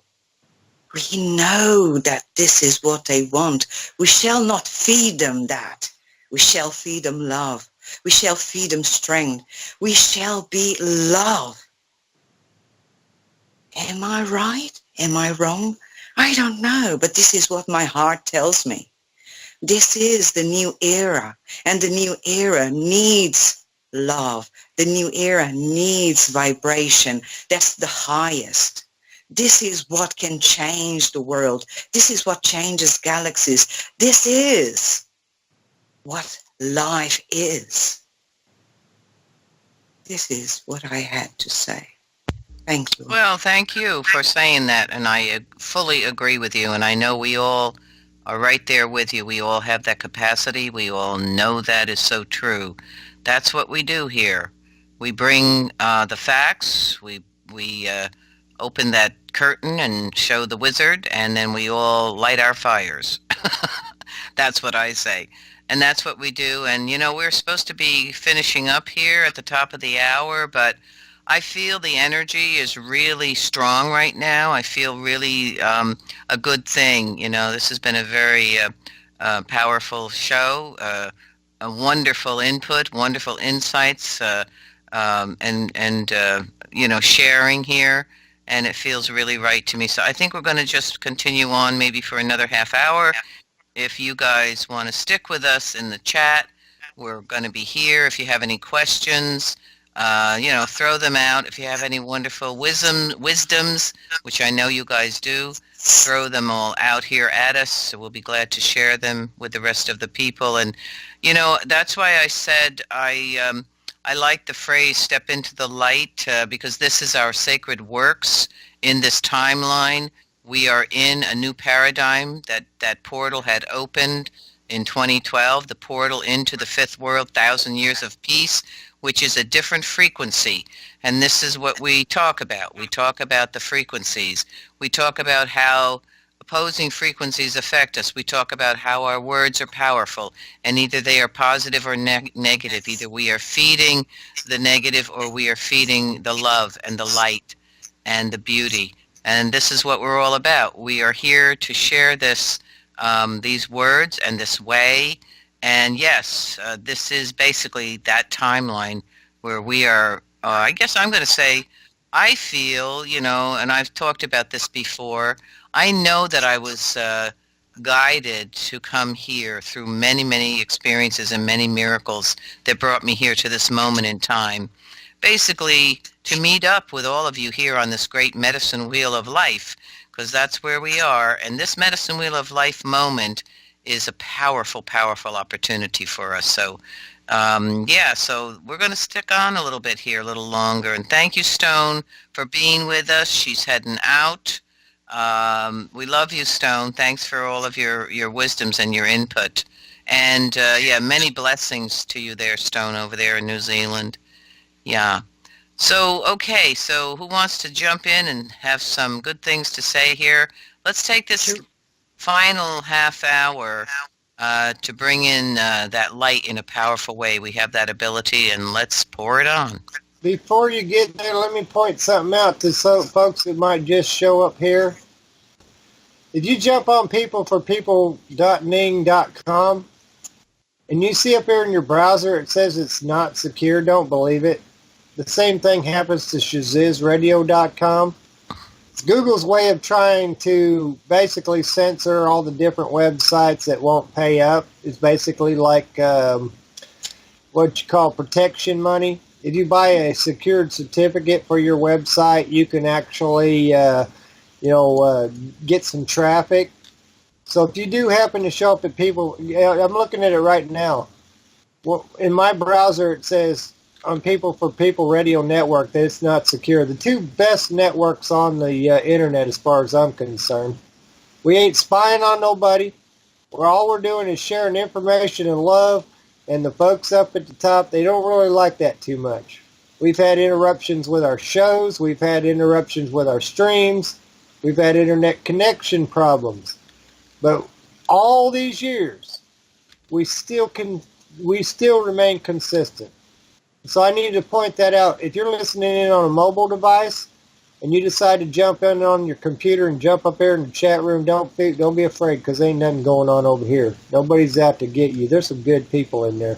Looks like there's about 20 good people in there right now. Thank you. She says that's true. I've seen that too. And yeah, they're trying to scare you. That's all they're trying to do. Yeah. Okay, so Patty, you want to come in? You have something you want to share with us in this last half hour here? Well, I think there was a suggestion that maybe we handle solutions, talk about solutions, and I'm going to ask the people in the chat also to please give us your solutions in the chat, what you think, what you feel would be a good way forward to making the change that we all want to see, bringing everybody together to make a positive change for the people. So if you have any solutions, please just type them up in chat, and we can go through those. Well, Star just popped one in. Number one, turn off the damn TV. That's one. I think a lot of people have already that's here. There are some, that possibly haven't. Yeah. But I just wanted to say before we start going through everything that if we all have a solution, no matter what aspect it's in, is it in the spiritual aspect, is it in physical, for health, is it for society, is it for, whatever positive change or solution that you think there is, we want to hear about it, because the more solutions we have, the better way we have of finding the right, path forward. And yeah, I think the first thing, in my opinion, and it's only my opinion, is that we have to change the way we see life. Who was it that had Learn to Unlearn, the show? Luca had a show, and the title of it was Learn to Unlearn. I think that's our first step on the way to finding a good path, because everything that we have learned, everything that we have been taught, been shown, been told, is basically wrapped up in lies. And so we have to learn to unlearn, to see the corruption, to see the construct for what it is, to see the matrix, let's say. But that's first for me, and I'll let somebody else take it now. Well, I believe in the power of love. I believe in the power of prayer. I have seen many miracles occur with prayer and a focus on love and light and healing and peace. I have seen many people around the world, like Lizzie was discussing, people are working together, coming together to pray. More people than you can ever imagine are coming together to pray. And so I believe in these things. I've seen miracles. I know we have this power. I know that we are beings of vibrational frequencies. And when we have a high frequency, we are powerful. And like a pebble thrown in the pond, those waves emanate from us and touch everything around us and go on into infinity. Plus, what goes around comes around. So if you are in that frequency of love and compassion and gratitude and being in joy, that's a powerful frequency that can change lives, that can change a lot of things, that has an impact in the positive, and it is really significant for us to participate in that way. So anybody here else on the panel, before I start reading out what people in the chat are saying, want to step in this moment? Support each other and protect each other is the best advice that you can give. There's folks out there working really hard behind the scenes, researching and doing all kinds of different things, and alternative medicines, alternative energy, alternatives to the system. If you find these folks and it's on your heart that these folks are true, do whatever you can to support them. And if it's something just as simple as a good comment in the chat room or a smile or passing a link on, that's how we're going to make this thing work. We got power in our strength. Every night to the round table, I play this one little thing from The Bug's Life. It's because the grasshoppers are sitting there telling the other grasshopper, he said, those ants, they outnumber us 100 to 1, and the day that they realize that, our way of life is over. And that's what the elite are fearing right now. They're afraid of the day that you and I decide we're going to get along. To heck with what they say. Okay, we have Teresa wants to join us. Welcome, Teresa. Are you there? Yes, hi everyone. I, I really appreciate the thought of presenting solutions, because it when we talk about some of the events that are being created that are designed to create loosh, and loosh is negative energies that they smack their lips and drool, as I've written in the comments about. They get very excited when we are in fear, when we're in doubt, confusion, chaos, and it feeds them. And you can see so many examples of where that feeding frenzy happens, including competitions, large competitions, and Yeah, you're giant, right. Yeah, I just giant stepping in forum. here. Yeah. Yeah, because Mm, that's you're absolutely right. People don't even realize it. Like these games where people are screaming their heads off to kill the opponent, you know, these are powerful energies and frequencies that those entities feed off of. Exactly, we are food for this. yeah. These, yes. Go ahead. And we're under attack too when we engage in it, and they follow the rules. They are in plain view. And just recently, I had an entity attack, a pretty ugly one, pretty ugly, and and I was watching television, which I rarely do. I threw away my TV. It was probably 10 years ago, and I never missed it when it was gone, because then all of a sudden the world opened up to me on this level. But on while I was watching TV, what I discovered, it was the Junos, which is the Canadian Music Awards. Within the first 5 minutes, the hostess had it became very clear who she was directing negative energy towards. And so that really told me, like, oh, here's, in plain view what they were going to, like, where they were coming from. And midway through the show, there was a fellow who was given a humanitarian award for organ donors, supporting them. And I felt my body just go rigid, because I know that if you do your research, you realize that organ donation requires a living donor. They don't serve up dead meat, so to speak. I'm sorry to be so harsh, but it's it's not a choice that I would participate in or encourage completely. So as I was watching this show, the TV show, my body went rigid, and within seconds, a friend of mine who is always watching out for me texted me and said, "There's this thing on your back, and it's digging into your neck." And then I tuned into it, and sure enough, there was this entity chewing its way into my back. And a being came forward also and said, "Protect, protect, protect. Do not count on outside help. Do not count on any talisman or anything to uh, to help you with this entity." And it was not saying this, but it meant stand in your own power. You are that strong.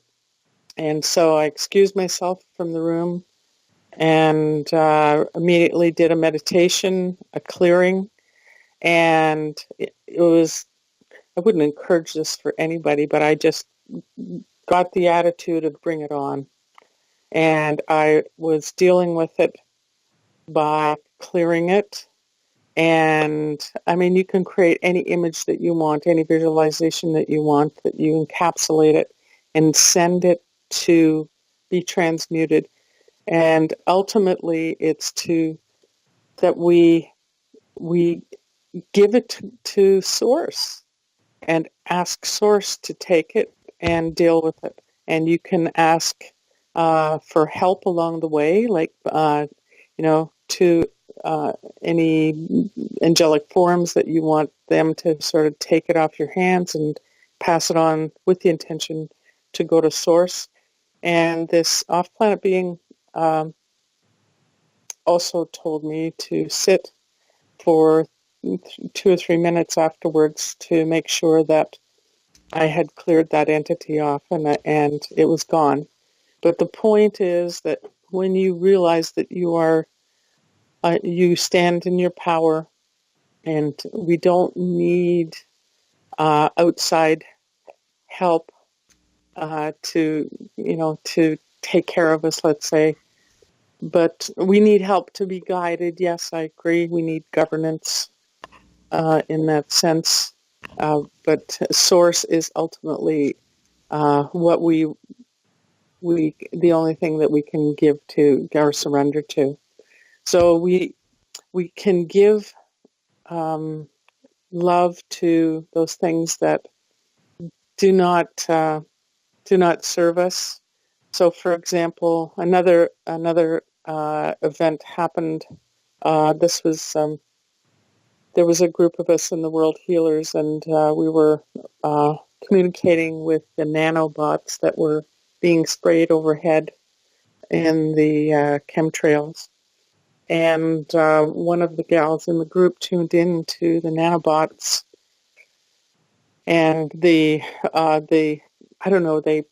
spray things in the air that are bio available to our bodies so that we can contract diseases and things. And so she tuned into the conscious level of that, and she heard it speaking its anger and saying, "We don't care about humans." I think Magellan's was what we were talking to, and it told us that it was from outer space. It was captured on some of the research missions, and they realized that it was happy out in space, just floating around, but then it ended up in a lab, and it was designed to hurt humans. And it saw those humans hurting it, and it didn't care, and it wanted to hurt anybody. And so we talked to it and said that we apologized to it, asked for forgiveness from our race for what it had done, but realized it had its own consciousness, and it also had free will. And we shared love with it, unconditional love, and asked it from this point on to please have free will and know that every time we see a chemtrail, rather than shaking a fist at it, we sent it unconditional love and asked it to, sent healing, loving energy to it. And, pardon me, no matter what or how bizarre a situation can be, we can always turn it around and be the co-creators that we truly are, and create a solution, a loving solution that answers it for this planet, for Gaia. And I could tell you oodles of stories of things that I do to solve it, but ultimately it's standing in your own power and co-create with Source. Thank you. I'd like to add to that because I have been doing this for years and talking to people, because we have this reaction, and this is what they want, the reaction of anger, the reaction of despair and hopelessness. And this is, again, food for them. That's what they want. They're waiting for that food that we can give them. And yes, when people see chemtrails, and I have done this, I started sending love energy, and light to the chemtrails, and not reacting in frustration and anger. And I've been talking about this for quite a few years, and I totally agree with you, Teresa. This is an excellent thing. We have to learn how to do this in all arenas where we see something or hear something or watch something that where we find ourselves reacting in a negative, and instead we need to send the light and love to that circumstance, even that person. And I keep saying that if you spew hate out towards someone, you are the problem, and you are adding to the dark, and you basically can be more vulnerable, become more vulnerable for the dark using you when you use those types of reactions. So thank you for that. And I just want to read a few, we got a few positives here and solutions, and someone wrote, be brave enough to tell the truth and refute those who say it's racist. Now, I don't know about refuting, but okay, be brave enough to tell the truth. And Kremu says, love yourself. Is there anybody else that wants to come in? We're at 17 after now. Anybody else wants to come in and share your solutions here as we're winding down, you guys on the panel here today? Come on, step up to the plate. I know you're filled with solutions. Okay. Hello out there. Am I still on air? I'm wondering okay. where's Star at? Is she still here? Well, I don't know, she's been in the chat. I'm here. She says, here she says something powerful, but let her say it live. Go ahead. What was it I said? You said if war can be, and actually I have to say I just got this off of a Twitter profile. I think it's Digital Warrior was the person.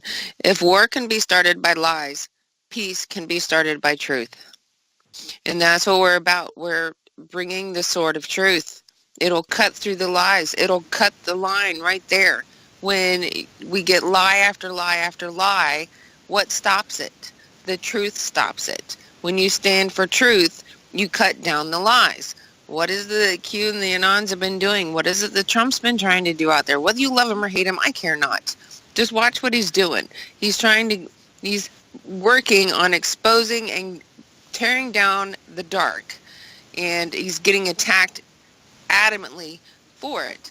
Of course, because this is war. This is a spiritual warfare. When you're attacking the dark, then the dark's going to attack the light. But we are, again, we've all been saying it, we are divine beings. We have the power within us. The divine creator gave us that power. When you remember who you are, you're not the earth suit physical body walking around.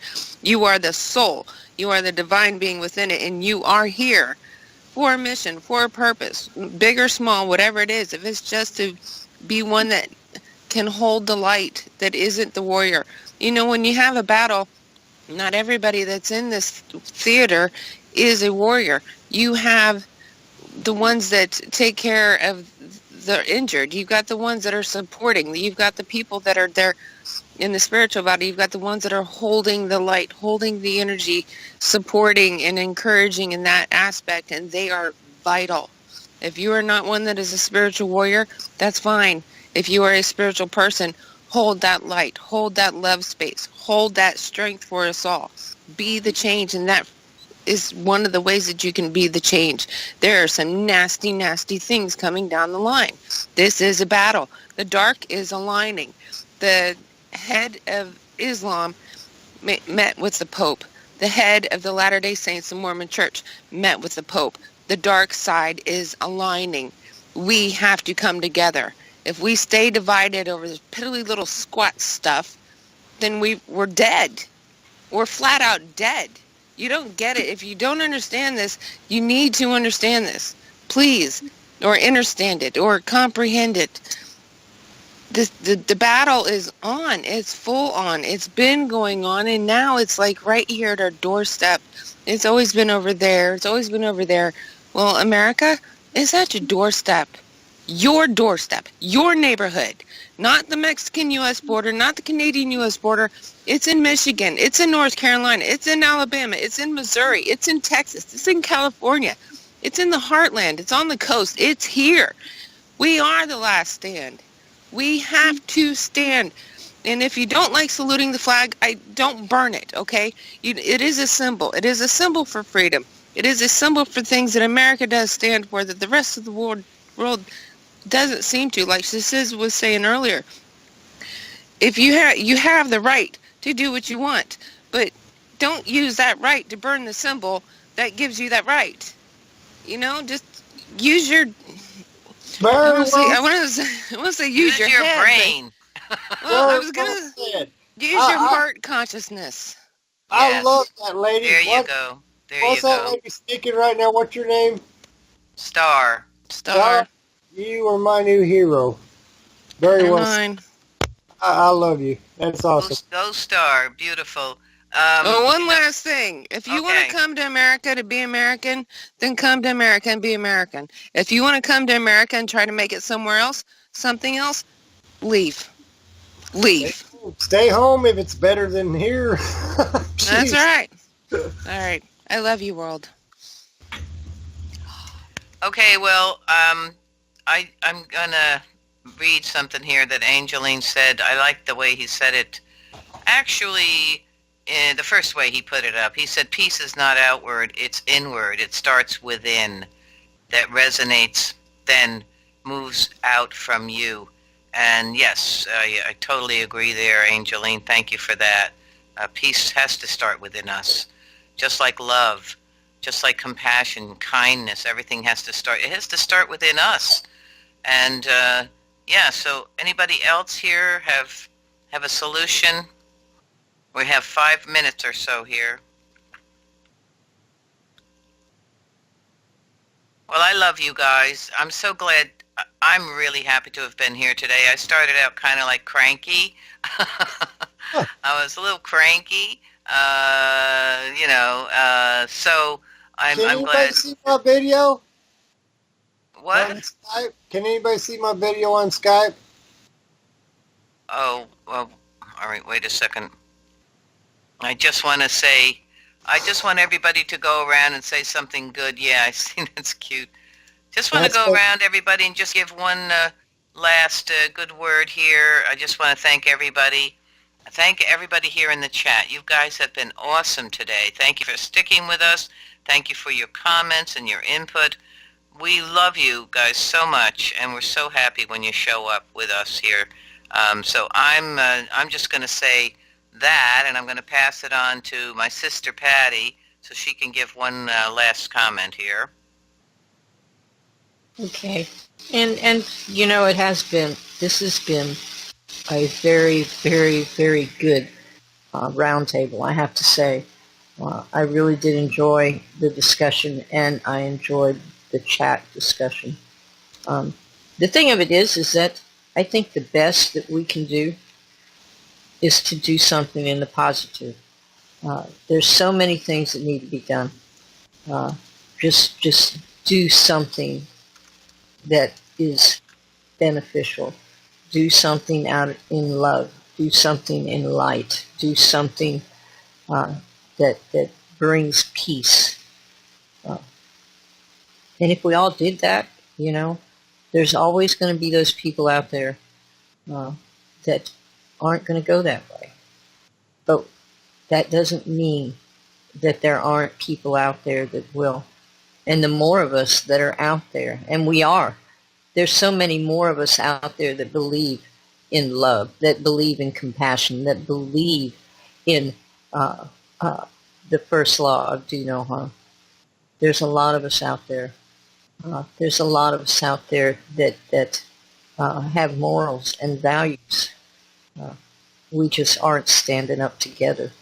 Just imagine, And the only way we can do that is to be true to that, to walk in love, to walk in light, Just saying. Thank you. So, Stefan, do you have any last word you want to give out? I'm not sure about last words. I'm just thinking about all well, whether you want to call it a false flag or these events that are happening. Canada a few years ago had a terrible thing happen in Montreal. A guy came in and shot a whole bunch of women. And it was the Polytechnic in Montreal. That started the whole thing with the gun bans in Canada. Then a few years back, there was another event. There was a guy on a bus that decapitated somebody. I mean, these are alarming events and stuff, but they actually used these things. And it's all over the world, guys. Come on, look at it. I mean, problem, reaction, solution, as Starr said, bring in the problem and we'll give you the solution. Oh, well, oh my God, we have to have the government help us. Come on, And then yesterday, the couple of last few days, I mean, Canada is pouring out their hearts, and, it's really sad to see people dying. It really is, innocent soul is gone. And I'm not sure that it's not some kind of ritual event myself. I have beliefs and things about that hit. But anyway, besides that, Q talking about this, all these things are happening, and it's like a tit for tat, and it's just disgusting that on either side, white or dark, that these things are happening to innocent people in the middle. I don't know what the solution is. I really don't, because we're in a sacrifice season. We're in May. May's coming up, but I mean, we're in a full moon right now. There's so many reasons. It's dark to light. It's like the first day of the light period, I believe, right? After full moon, I think today. Anyway, but, all these things do mean something in the ether, and I think I should stop there because my mind keeps moving all over besides that one thing. But I don't know what the solution is. I don't know if there's supposed to be a solution. I think it's supposed to try to keep the dark back, and you can't ever give up for sure. You have to hold the light. You have to be love. You can't turn around and fight it with more evil. You just can't, I mean, I don't think there's any reason that, I chose a lot in my life and the way I live and stuff, and due to that, yeah, I may not be a rich person, but my soul is intact. That's what I think of it. And if only more people were more about the good and less about greed, less about what they can get, what they can gain from it, how they can steal from their neighbor for themselves, and, who has more, you or me, or, it's always a competition, and they want it that way. I mean, what is it they say about the lower class is there to scare the middle class? I think George said it. And of course, George Collins said it way better. Anyway, I'll leave it at that. My mind keeps not wandering here, but yeah. Well, thank you, Stefan. And anybody else want to say a last word? We're heading right down to 7:29 here. I do. Okay. It's all right. Look, it only takes one candle, one little light to beat back the darkness in the darkest cave. I'm only one piece of the puzzle, and each and every one of you are the next piece in line. If you want to find out the solution, you just go walk in your bathroom or your bedroom, anywhere in your house that you got a mirror, and you look real hard at that face that's looking back at you. You're a miracle. You're the solution. You're the miracle you've been waiting for, and we need each and every one of you. I'm sitting here looking at this lineup here on Skype, and it just blows my doors off. I wish the Knights of the Roundtable could scratch the surface of what I've witnessed here today. This is amazing. I mean, face after face, wisdom after wisdom. I mean, we shared some things that, are pretty heart-wrenching that, have to be addressed. But if you take all these candles that we got right here alone, that cave's going to not only be lit up, it's going to be bright. And it's going to be warm. I just want if there's anything anybody in this world ever hears come out of my mouth, I just want you to hear this one thing. I need you to believe in yourself. Because in my spiritual journey, my God didn't create any trash, only treasure. And that each and every one of you are so individually unique and special. You're that one piece of the puzzle that if you aren't there, then that picture can never be fully completed. We have an opportunity right now. There's a lot of chaos going on out there in the world, but we have the most powerful force in the history of history, right here before your very eyes and your ears. You can pour your heart out, and you can pour it out and pour it out. I poured it out until I cried. And they said no grown man should be crying. You're not manly if you cry. But I've shed some serious tears because I feel the urgency of every single one of you folks out there talking. Every single one of your story, your history, your life, and all your trials and tribulations. I feel it in my heart. That's how connected we are. I feel your pain. I feel everything. Just gotta go. Sorry, I didn't mean to go on. Look, folks. It's okay. We Just love you. Just love We love you. you all. Okay, you guys, I think we got time maybe for one more good word. Anybody out there? Okie doke. So, all right, you guys, I just want to give a lot of thanks out there. Shout out to all you guys and peopleforpeople.ning.com. And, we have podcasts, we have videos, and just over there, and there's a lot of good stuff. We have excellent hosts, a lot of them you heard today on this roundtable. Check out the calendar, the dates of upcoming shows, and just want to give a shout out to Gaz, our brother out there, and thank you for all you do.